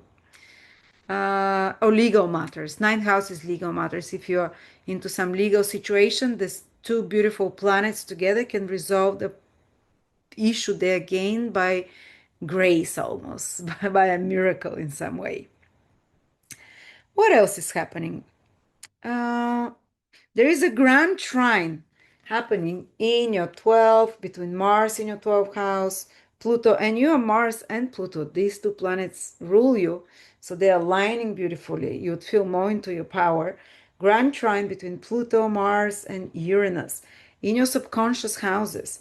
So, grand trine is again divine outpouring of grace. Grand trine is the perfect shape, perfect trinity. Things happen effortlessly without any kind of, let's say, it's like by magic. You receive some help like by magic. Even if you have some problem with health, because Mars is making opposition to Saturn around the 8th, 9th, 10th, you know, if you're having some health issue, mental issues, some stressful situations to be resolved because of the opposition, because of the grand trine at the same time of Uranus and Pluto and Mars, it gets resolved. You find the solution for it.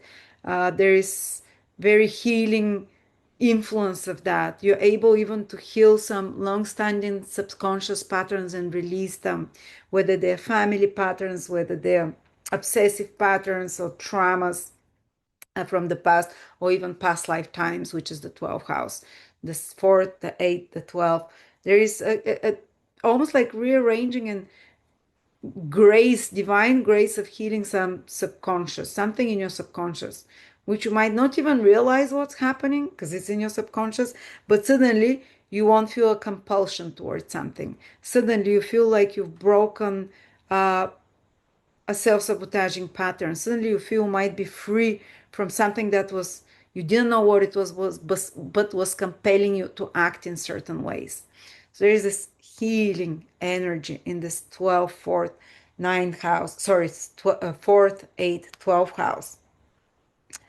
And because Mars is kind of the personal planet here, there is something behind the scenes that you might be starting to do for the next month too, while Mars is in the 12th house. Maybe preparing for something, researching something. Also, those houses are houses of research. So if you do any research, it will flow swimmingly. But also any healing of, especially of very karmic old patterns because of the grand trine dispensation of grace in that area. Deep realizations, psychological realizations about the past, about your motivations. But Mars in the 12th house can also, you're starting to do something abroad or behind the scenes, or even to help you release some 12 houses, our hidden vices that we self-sabotage ourselves through them. It can help you release that. So yeah, use this energy for healing of the subconscious through meditation, contemplation as well. Help it with it. But even if you're not, it will happen spontaneously in some way. And releasing old stuff. That the 12th, 4th, and 8th house of moksha houses, liberation of the soul from the earthly attachments. That's why they're houses of loss, because there's material loss usually, but there is also you're detaching from the material, and these are the most spiritual houses. So there is some kind of, whether you're detaching from the pain of the past or the material in some way, it's very helpful for that energy. But let's say, yes, there is here really strong energy for career, very strong energy for knowledge, for wisdom, for learning, for being lucky. Two lucky planets, Venus and Jupiter, in a lucky house. Again, possibly I would even play some I don't know, I might play like a lottery, for example, or you might be lucky to meet the right teacher, the right advisor, as I said, to be the right place at the right time, and they're protecting your physical body as well. Uh, and there is a full moon on the 8th. Pretty much everything is happening around that time period in your 4th house, Scorpio. So there is also some attention on home and oh, we spoke about that. Yeah, so there we go. Yeah, pretty much this is it. Mars goes in your 12th house. You'll be doing something more behind the scenes gradually, maybe uh, sometimes even foreign places or research. Yeah, I think we mentioned everything here. But the most important thing is that Jupiter and Venus are in another water sign, directly protecting you in the luckiest of houses. Sagittarius, Sun, Moon, or Rising, August 2025. And always start with your rising sign. If you know your time of birth, go to a birth chart calculator. You'll see a rising or ascendant sign. You'll see your Sun and Moon sign. If you can watch three of them, this is the best way because you'll get the full information because all three can be taken as the start of your horoscope, like you. So, if you have Sun, Moon, or Rising in Sagittarius, this month is a fiery month with the Sun in Leo, where you feel more alive, more energized. The ninth house opens new horizons for you to see the world from a higher perspective, to feel more confident, to feel more optimistic, to be lucky in a sense. But till the 11th, Mercury is retrograde in your ninth house. So there might be still some kind of miscommunications, misunderstandings, so things connected more to the past, things kind of like appointments, agreements that are not, you have a plan, but the plan doesn't go according to how you want it. But after the 11th, the Mercury turns direct as well. So you start feeling even more freer to move ahead, to things to be more calm, peaceful, things to be more according to your expectations.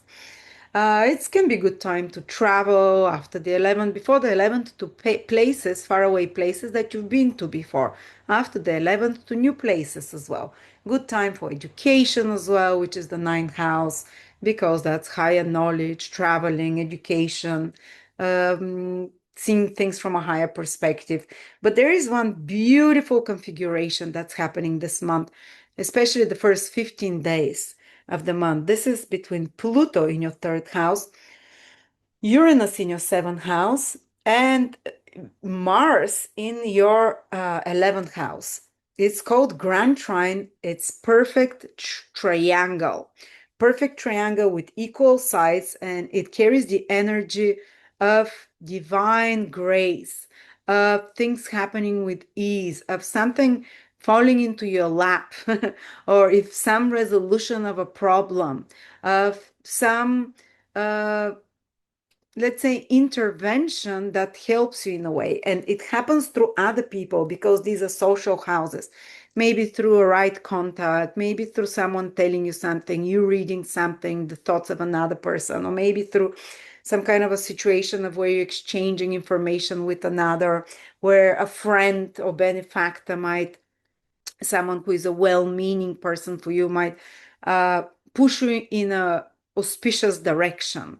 So build bridges, make contacts. If people reach out to them, be open for that, for friendships, for contacts, whether business, whether personal, or even romantic, because this beautiful configuration that is happening between trine Pluto and Uranus and Mars, especially for the early degree Sagittarius, those born at 0, 1, 2, 3, 4 degrees of Sagittarius, they'll feel it very strongly, but all other Sagittarius.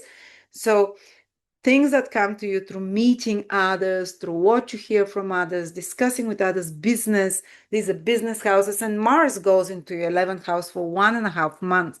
11th house is a business house of networking, making contacts with others, of being active in social groups, or it might be online, or it might be in some like-minded groups that you become proactive there for certain cause. Or 11th house can be your long-term goals and dreams. Mars there can push in, because of its good aspects with Pluto and Uranus, towards somehow joining the right group, or getting an idea or acting on an idea that will contribute to society, or that will contribute to your improved socio-economic status down the road in some way. And but of course, around the 7th, 8th, 9th, and 10th, Mars is making an opposition to Saturn.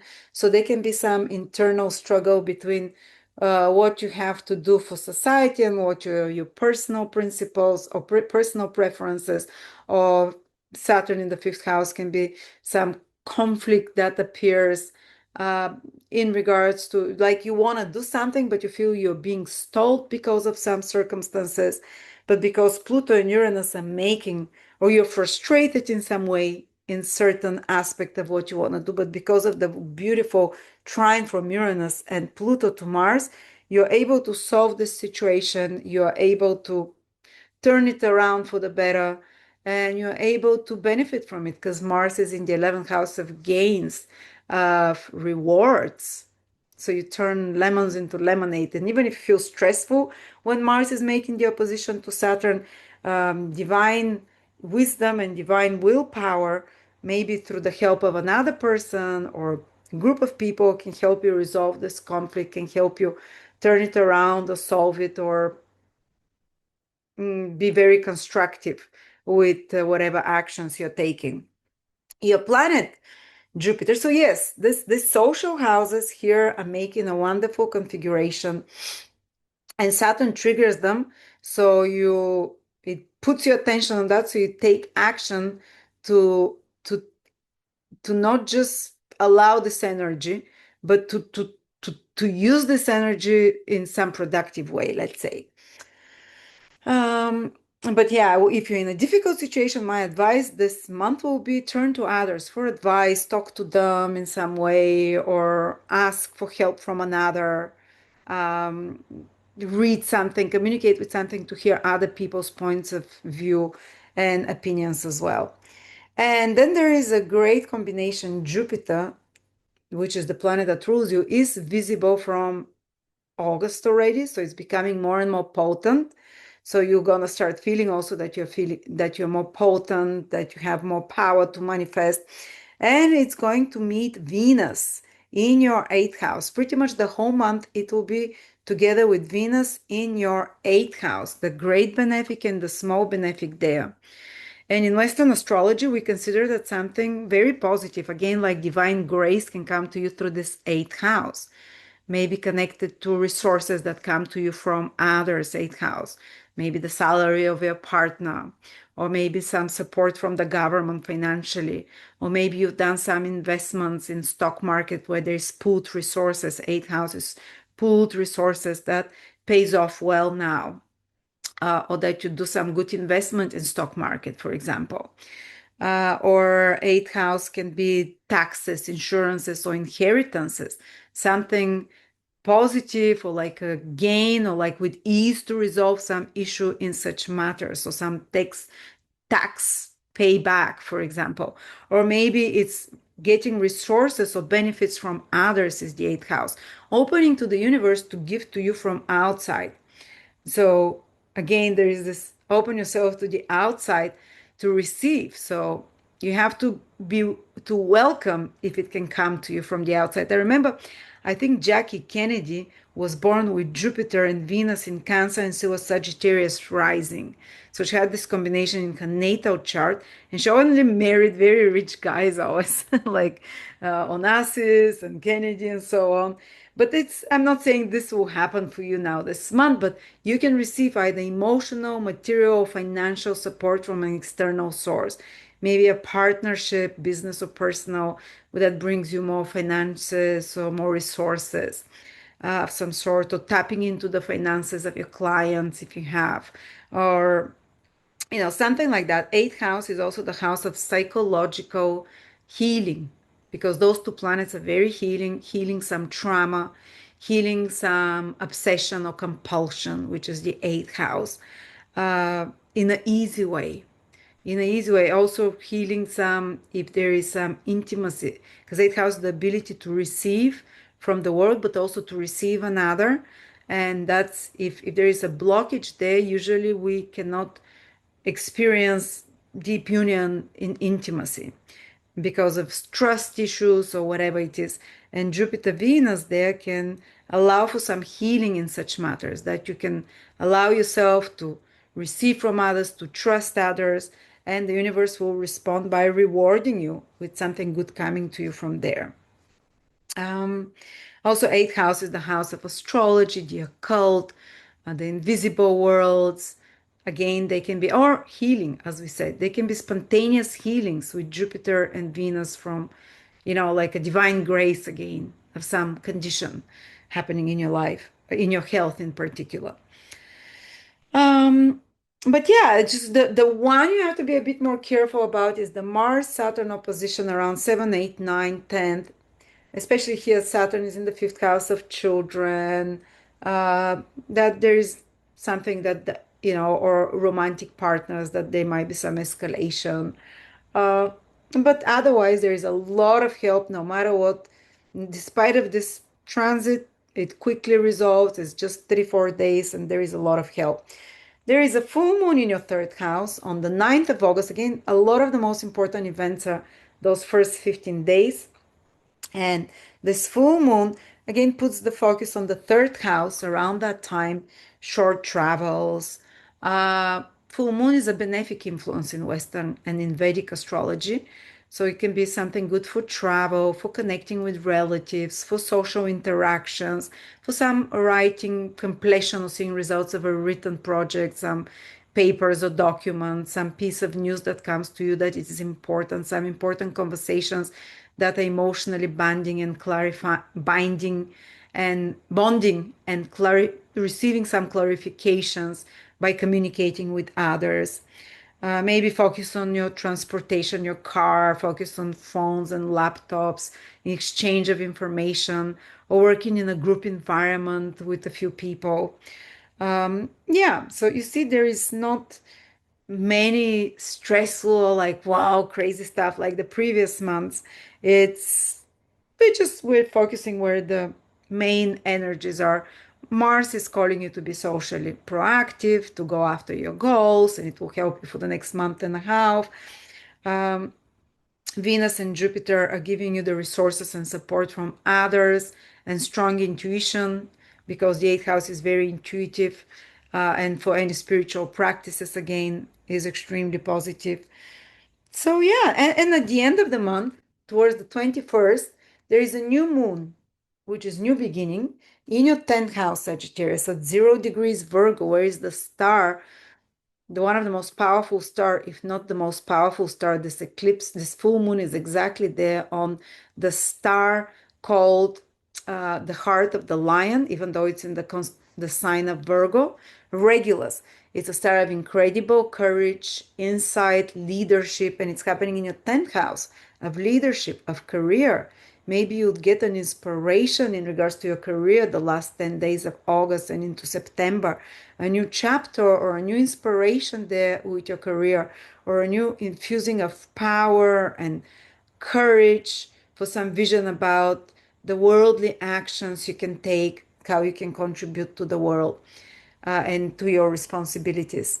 So, or maybe some new authority figure appearing in your life of strength, of strong power. All right, so yeah, you see a lot of the planets are basically above the horizon for you the month. So it's a busy month. It's a month where where you're in the public eye, where you can achieve a lot because these are above the horizon is very proactive external achievements that we can have. So there we go.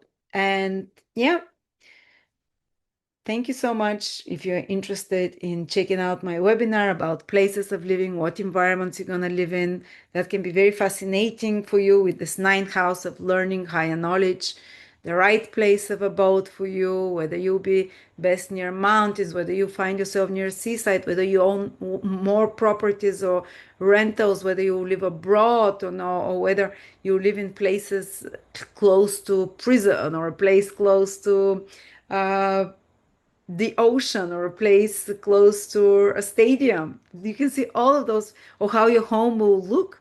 Is it going to be a high rise, or is it going to be a house in the suburbs or in the center? And you have two or three different abodes, places of living and environments that are indicated in your horoscope. You don't need to know any astrology. It's a great and very fun webinar of 3.5 hours, and it's only $20. Capricorn Sun Moon Rising August 2025.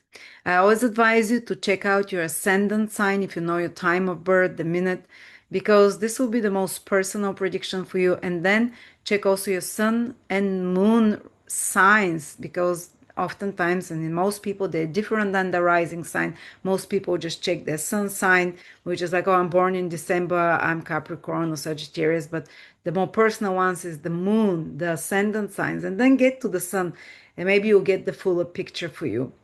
So, Cancer, Capricorn, this month you're going to have two benefics in the seventh house. Jupiter has entered your seventh house from June, but it was invisible. Till August, it was invisible, so it couldn't manifest the good things it usually brings. And now from August, first of all, it becomes visible. Second, it's joined by Venus, another very benefic planet. So you have the two planets, when they come together, you can compare it to divine grace, something given to you as a reward, as a without effort, with ease, and it comes to you from others. Seventh house is others. So some of you might even meet an important partner, benevolent with a positive. It might be business or personal partner. It might be marriage partner, future marriage partner that you meet, or you might be. I remember I got married when Jupiter and Venus were conjunct in my seventh house from the ascendant, and it was the best party. If you want to do parties, go meet people, do it during the Venus Jupiter in your seventh house because it's very benevolent, fun. Go smoothly with other people, to be with other people together. Seventh house, social, be social, connect with others, build bridges. And you might do it for your personal life, like meeting someone, or something positive happens in the life of your partner. Say your partner gets a promotion, or your relationships improves with your partner, or something good happens in their life, like a positive development that you benefit in some way as well, or maybe through a business partner, or maybe you find a business partner and business partnership or collaborator to do something together with, and it goes flows, and it goes really with some benefits, like a divine grace again, like a divine gift. And if you meet someone now, I think it might be very positive as well. Um, or you might, the seventh house is business partnerships and clients and trading and business. It's very business oriented, reaching out to find new people. It happens with ease. To find new clients as well, it can happen much more with ease, or just connect with people and have enjoyable experiences with others. So it's kind of the good things come to you from outside, from others. And the seventh house is often known as a house of far away, like places away, because this is you here, and the seventh is opposite. So it might be like foreign places, something happening there as well. Um, Another big event that is again very well aligned, a very perfect, it makes a perfect shape, is between Pluto in your second house, Mars in your 10th house and Uranus in your 6th house. There is a grand trine forming between those three planets that holds strongly, especially the first 15 days of the month. And this is the grand trine is the most perfect shape of equilateral triangle, which symbolizes the Trinity, the Holy Trinity. Things happen with ease by, again, divine grace, by some kind of interference that helps you in a certain situation. And this is happening in houses connected to material stability. Second house is money and resources. Sixth house is your work and it's also your routines, your health routines. 10th house is your career, your public reputation, your public social standing, your achievements in the world. So they can be even without, kind of like by miracle that things align in those areas of life, in one of those areas of life. Maybe where Mars is, because it is the personal planet in this configuration, and it is in your 10th house of career, of reputation, of worldly status, that maybe like somehow over the next, and Mars will be there for a month and a half, but the good configuration happens especially in August now, where something really aligns in your career path, or something really aligns in the life of your father, which can be the 10th house as well, or something aligns to help in a situation connected to institutions or authority figures, that if it was a complex situation, it can get resolved there with ease in some way. But there is a few days, which is around 7, 8, 9, 10, when Mars is making opposition to Saturn.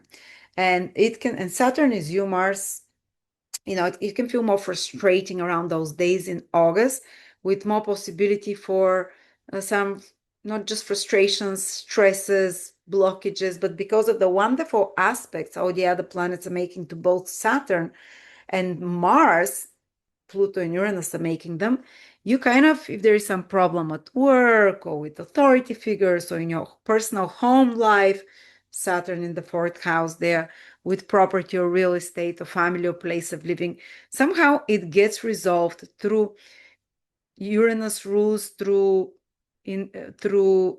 incredible kind of wisdom, and Pluto rules through the right action of willpower. So it gets resolved through the right practical steps, and not only gets resolved, but it can stimulate you to become more proactive and to turn a situation around and benefit a lot from it, that will have a long impact and strong impact on your social status, on your achievements, on your position in life, which is Mars in the 10th house. So yeah, it can, even if it's frustrating initially or for a moment, you can be very productive in regards to career, to achievements, to reputation, social status, and so on.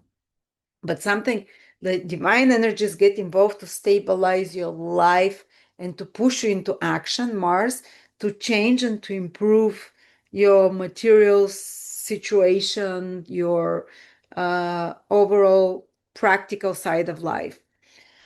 You see so many angular planets for you Capricorns, for all the cardinal signs. It's probably going to be much more intense and important month than for the other signs, because you have Jupiter and Venus on angular houses, which is relationships, Mars in 10th house, which is like your worldly actions, your career, your motivation and ambition, and Saturn and Neptune in your 4th house, home, place of living, place of residence, which can also get activated, some changes there. So for you, there's bigger changes. And if you're interested to know what kind of place you're going to find yourself throughout your life, everyone has a few different environments according to their horoscope. You don't need to know any astrology for this. I explain it very easy. But like sometimes you can find yourself living near near hot weather, near the sea, or near deserts, or near mountains, or in big city or small cities or villages, or even in the forest, or whether you're going to live in what is around you. There might be a coffee shop opposite you, or there might be a, a, a tower, a Wi-Fi tower. All these things can be seen from the horoscope, and which is the right place of living for you. Exactly. If you're looking and wondering between, oh, I want to live in Dubai, I want to live in Florida. And this will explain to you which is actually the place you're most likely, and you're gonna go to and live in. Anyway, it's only $20 if you're interested in that webinar. It's a blast. Another important event is that Mercury is turning direct in your 8th house. It's retrograde till the 11th of August, and then it turns direct. So if there were some complications with taxes, delays with insurances or inheritances, or with the finances of your partner, or with money that's coming to you from government or from alimony or from your client's money, if there are some delays or some kind of uncertain situation, it starts getting resolved and it starts becoming, normal without stresses, without unexpected developments there as well. You have also full moon. I forgot to mention that. And on the 9th, again, this part of the month, where everything else is happening. In your 2nd house, that's full moon is considered benefic influence in the West. 2nd house is finances, money. It can be about receiving some money. It can be about some seeing the results about financial situation, about something you've been working on before, about your stability, security that requires your attention in some way. But remember, there is very beautiful grand trine in exactly those practical houses for you, those material side of life that will keep things positive, and protected in some way. And after that, on the 23rd, there is a new moon in your 9th house at 0 degrees Virgo, which is very supportive.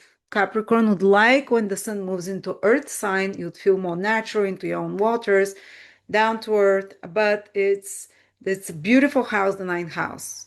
So it means that after the 23rd of August till the middle of September, you'll be entering the energy of the 9th house, which is expansion, more luck, feeling more optimistic, feeling more confident, higher perspective, because the sun till the 23rd is in your 8th house. It's a little bit more intense psychological house.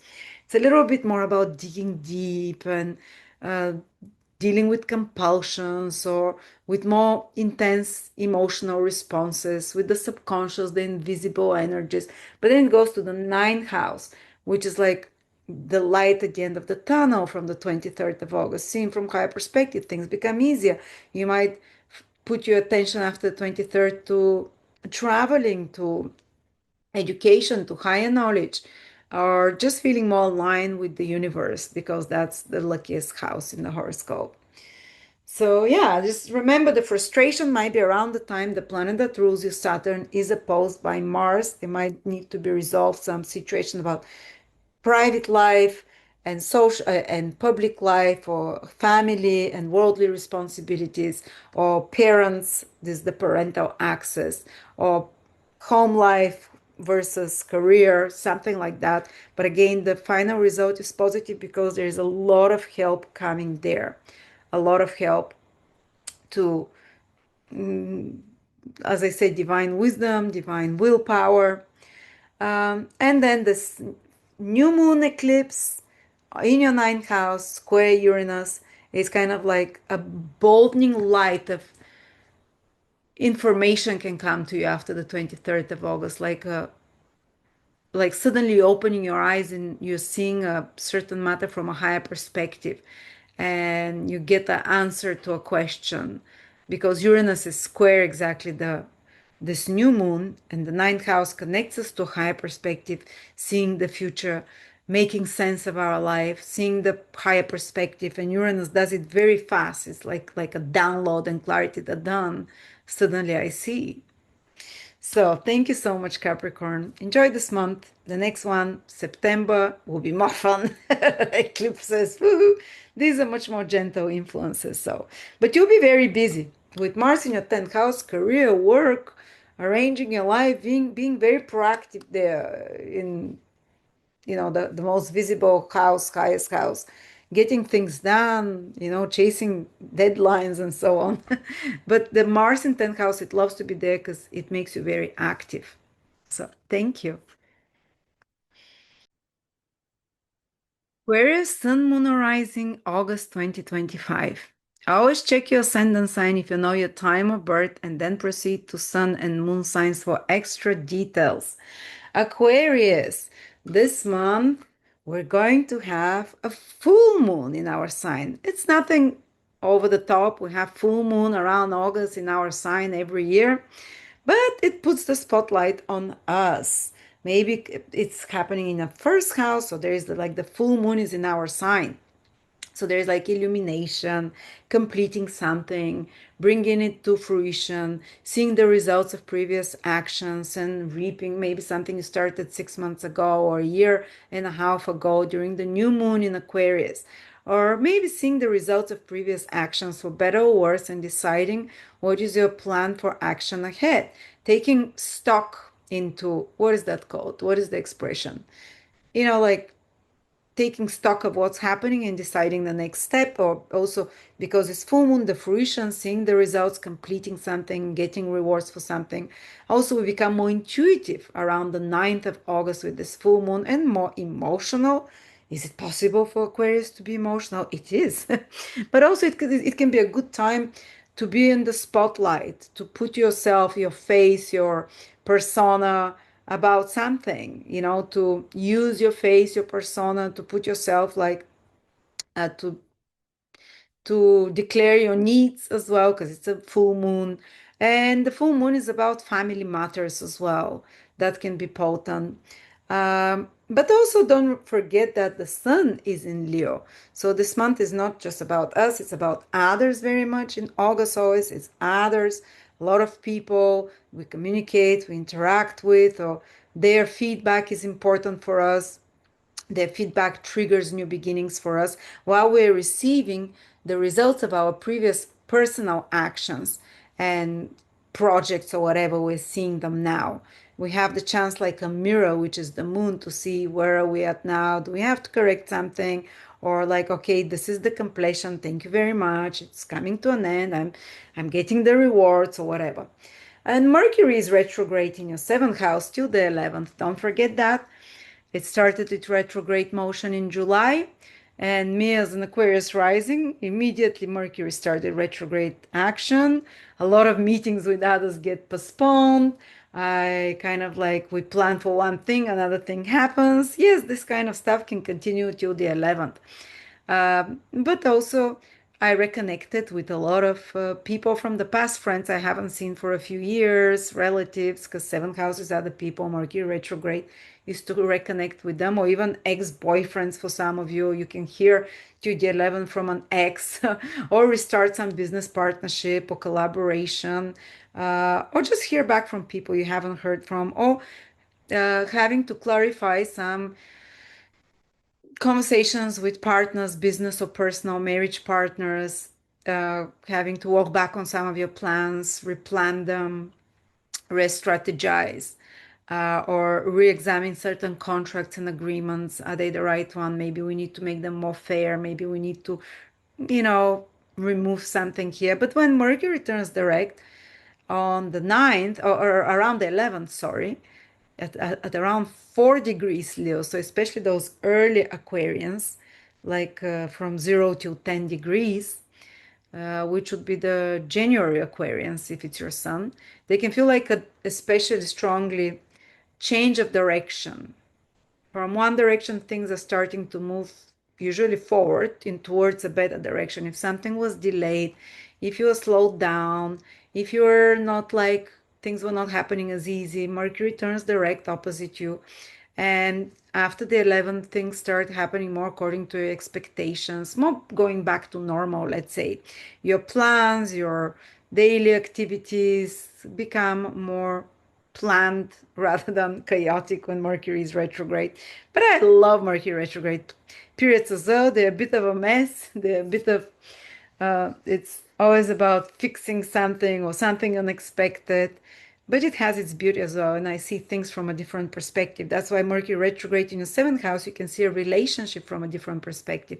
You can see a partnership from a different perspective. Your partners can approach you and tell you some things they haven't told you before as well. Or you can reconnect in some way.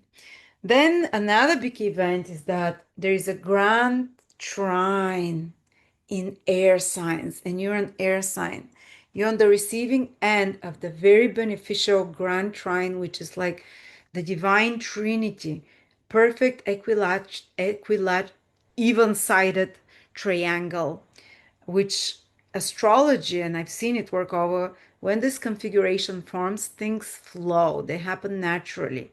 They happen with grace, almost like, like people say when they're in some state of nirvana, everything makes sense, everything is as it should be. Well, in a sense, this is happening in air signs, so you're on the end of benefiting from that, especially in regards to the first, fifth, and ninth house, where those planets are making the grand trine, is these self houses. They're about dharma. Dharma is finding who you truly are, uh, finding your true gifts, fifth house, your who you are, first house, ninth house, finding your mission, finding your what is your purpose on earth here. So there is like this flowing into the grace of the divine that air signs are feeling. And in particular, you're going to feel especially the Mars energy. Mars enters your ninth house and makes this perfect grand trine, and especially till the 12, 13, 14, you'd feel it very strongly. But Mars stays in your ninth house for a month and a half, and the grand trine continues. So it's like whatever you undertake might happen with more ease, because Mars is action and it's making grand trine. And around 7th, 8th, and 9th and 10th, 7, 8, 9th, and 10th, Mars is making opposition to Saturn, which is one of the planets that rules you. So it can feel a little bit frustrating, but this frustration or some kind of stress that might happen, some kind of frustration, some kind of delay, or some kind of trigger or challenge is very quickly turned into something very beneficial, especially for you to change something about your future plans. Mars in the ninth house, to see the situation from a higher perspective and act from the highest possible way, to turn it into a lucky rather than negative situation, because Uranus is divine wisdom, Pluto is divine willpower. They're all sending wonderful aspect to Saturn, which is you, to Mars, and there can be some important development in the third and ninth houses this month because of the activation of this powerful configuration called a kite. It's a grand trine and a bisextile. So some important developments this month with anything to do with a written spoken project, with media project, with siblings, relatives, sisters, brothers, friends, acquaintances as well, co-workers, teammates. All of those is the ninth house. Some important trigger there is there. And because of the positive aspects, as well, even if it's stressful, the final result can be very good as well. Plus something important with to do with higher knowledge, wisdom, traveling, deciding something about your future, learning or studying something as well, because this is the ninth house, or even foreign travel, foreign residence. And I think that because of the grand trine in air, you're divinely led during this period. It's more easier for you to tap into divine wisdom. It's more easier for you to tap into uh, aligning your own willpower, Mars, with the divine willpower, which is, so your actions will be aligned to what your higher self wants for you. And there is this, despite of the opposition Saturn Mars, it's actually good that there is this opposition, because it triggers you into action, so you don't just stay idle and without you go and change something. You change something about your perspective. And around that time, there can be some stressful situations about you arguing with others about points of view, being challenged on your opinions, the Mars Saturn opposition. And around the 8th, 9th, 10th, be careful about traveling, because it's happening on the axis of traveling for you, but it's really activating your mind to change how you think, and to have some, with this Mars in the ninth house, trines from Pluto and Uranus, some revelation. I would call it a revelation that you'd act on. Suddenly you'd be like, I suddenly see, I realize this, wow, from a higher perspective, it makes sense, and clear vision about where you have to head, because the ninth house is the house of Sagittarius, with the goal, with the arrow, the clear vision, and Mars then makes you act. And actions, especially after the 11th, 12th, will flow. Whatever you decide to do, because Mars is the planet of action, making a trine to Aquarius, will come with a lot more ease. You can even make you proactive to pursue education, courses, classes, pre-qualification for the next month and a half, or to teach others for something, or make you very busy with teaching projects or educational projects or dealing with some matters of legal matters in ninth house of foreign travel or foreign residence of some sort as well. Then there is another big event. Jupiter and Venus are joining together in your sixth house.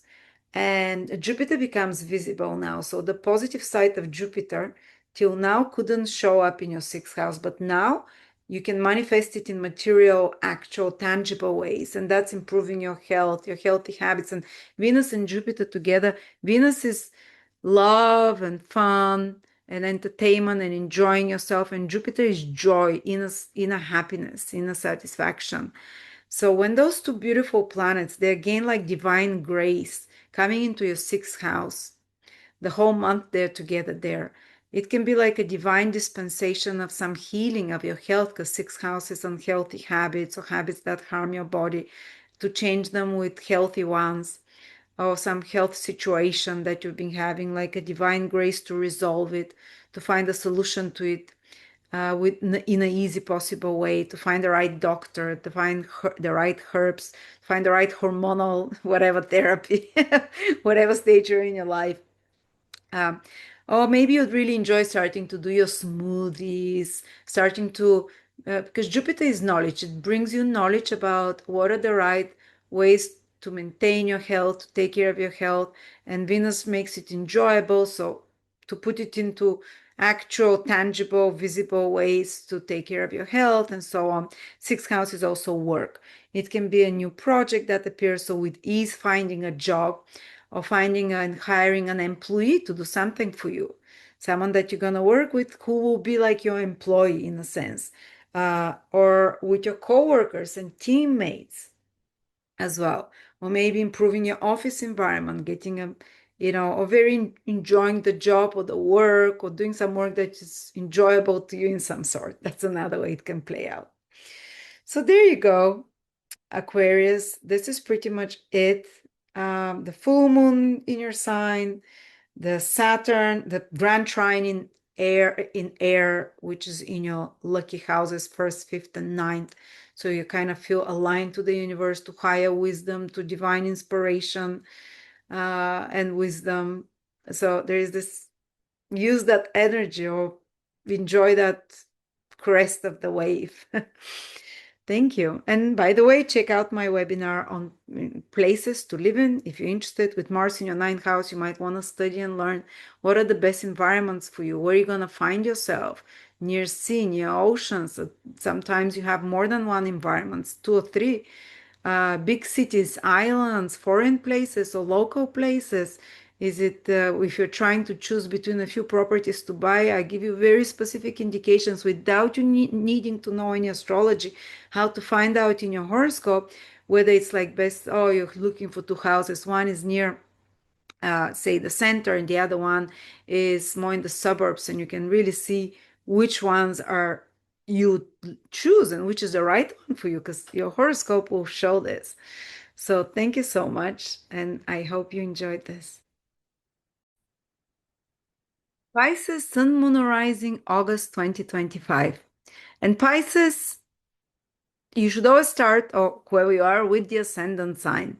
If you know your time of birth, and then check your sun sign, moon sign for a fuller picture, ideally the three signs, and see which one you align most with. Sometimes you align with parts of one and parts of the others, but all three signs, sun, moon, or ascendant, are self energies. They describe parts of us, so they're relevant. So if you have sun, moon, or rising in Pisces, this month carries a lot of beautiful energy for you, because both Jupiter, planet that rules you, is becoming visible now in August. Till now it was invisible. for 2 or 3 months. And when it becomes visible, because Jupiter rules, you start coming into your strength again. You start feeling that you're able to manifest tangibly in the real world. And Jupiter has entered from June, but you couldn't feel it because Jupiter was invisible.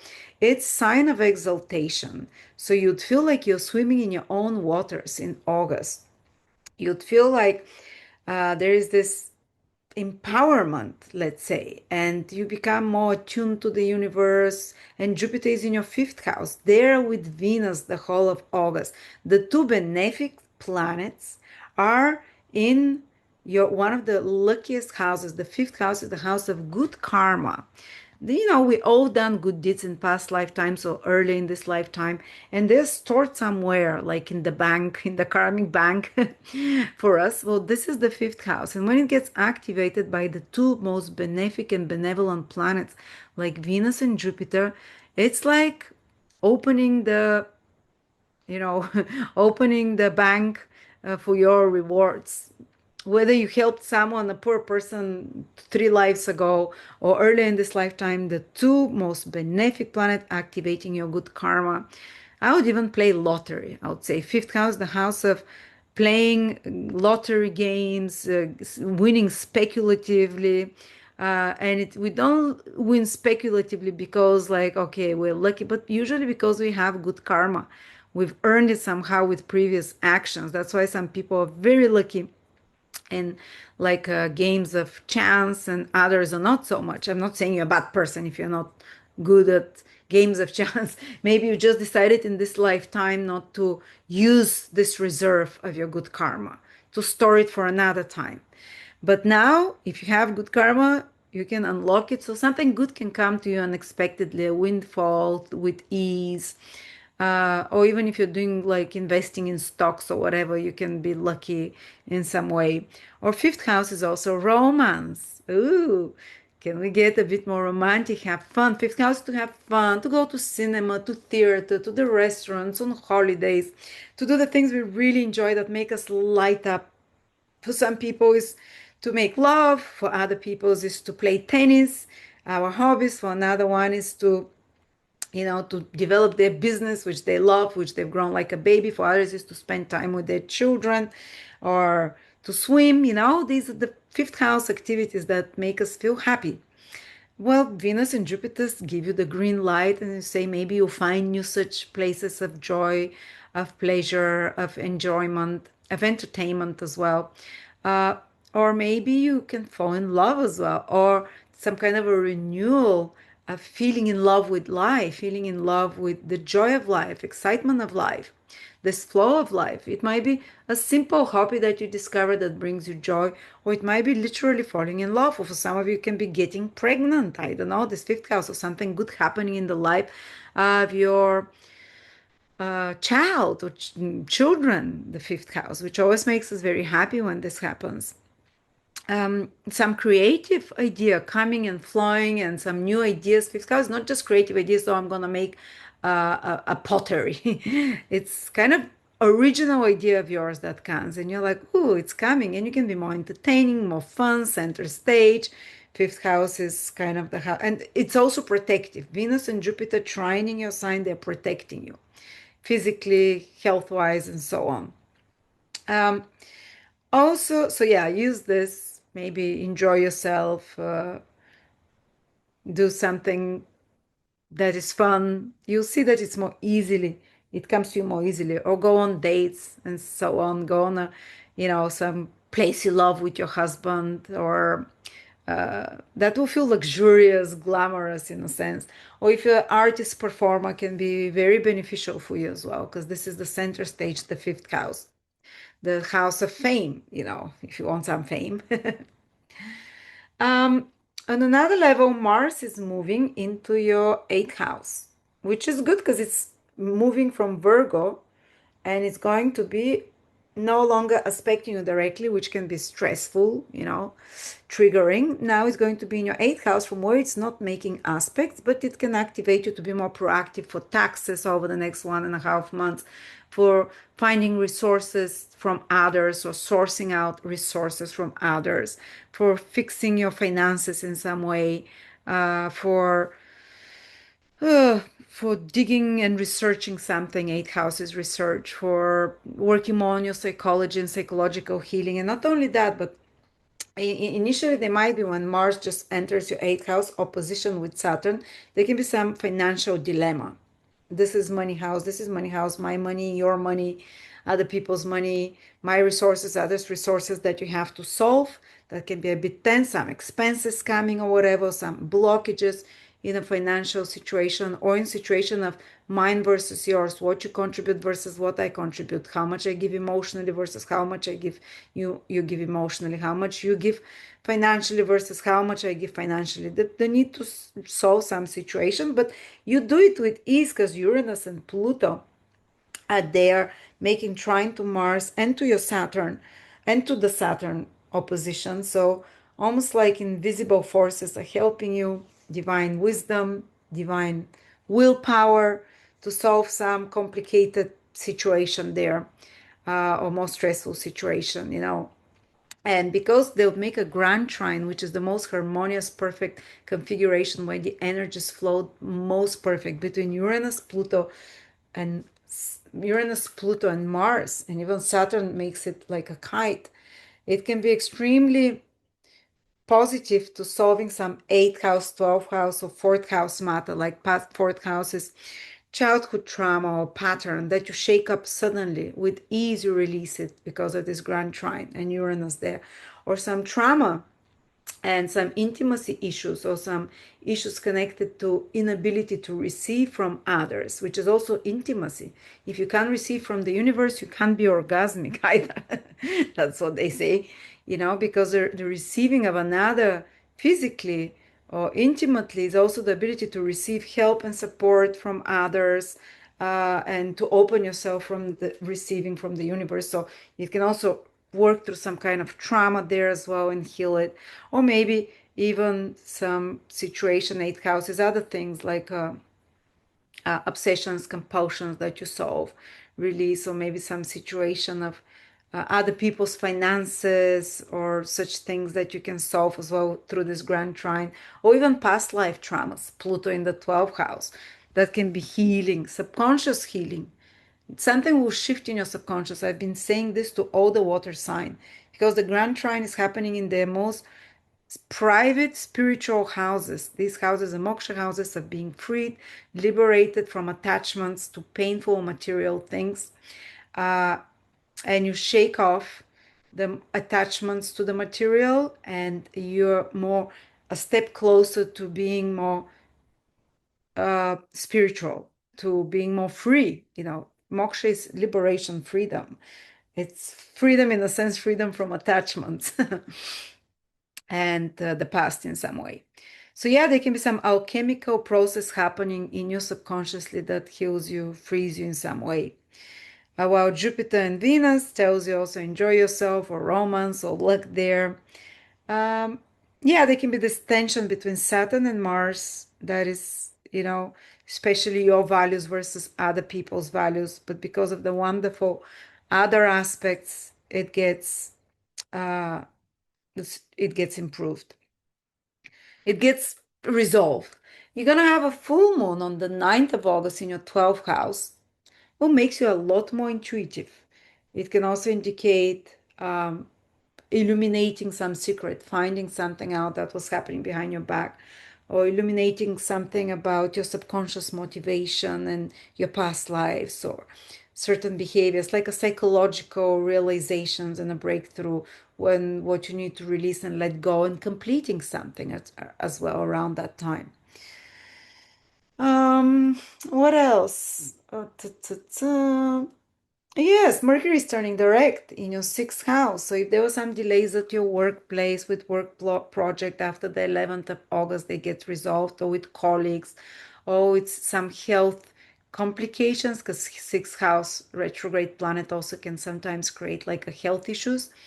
It starts getting resolved after that and coming back to normal, or if there was some disruption to your schedules, to your routines, to your work regime, to your everyday plans again, and maybe you needed to do some changes to adjust. When Mercury turns direct, you also align and comes back more to how things should be expected to. If you work behind the scenes on some project, preparing, fixing it, correcting it, because sixth house is also work, and Mercury is there, the mental work of correcting, fixing something. Now, when it turns direct, you'll start seeing the results of it. So thank you so much, Pisces. It's pretty kind of chill month, of course, unless something is directly hitting you, which is only your personal horoscope can see. But kind of take rest, meditate, enjoy, because after that comes the eclipses in September in Pisces. So it's kind of like there is the divine grace here in your third house through Venus and Jupiter in a very good house of good karma that you can get some rewards and so on, or karmic payback, positive, we're talking here. Good luck or good experiences, pleasant, enjoyable, because after that are the eclipses, which will be shifting your life, as you know. So thank you so much. And if you're interested in that webinar of mine, it's only $20. It's 3.5 hours. It tells you exactly what environments you're going to live in. Is it going to be which countries even? I mentioned the countries. You don't need to know any astrology. I explain it. It's very easy. Everyone has a few environments according to their fourth house, the moon sign, the sign of the soul planet, and if there is any planets in the fourth house. So I speak about each of the environments of the planets and the signs. Like some person might be much more aligned to big cities, others to rural living, or others can have mixed combinations. Some might always find themselves living close to schools, another one always find themselves living close to factories, all of this, and how your home will look. More than one homes. Are you more likely to live abroad or in your place of birth, and so on? So I hope you enjoyed. Thank you.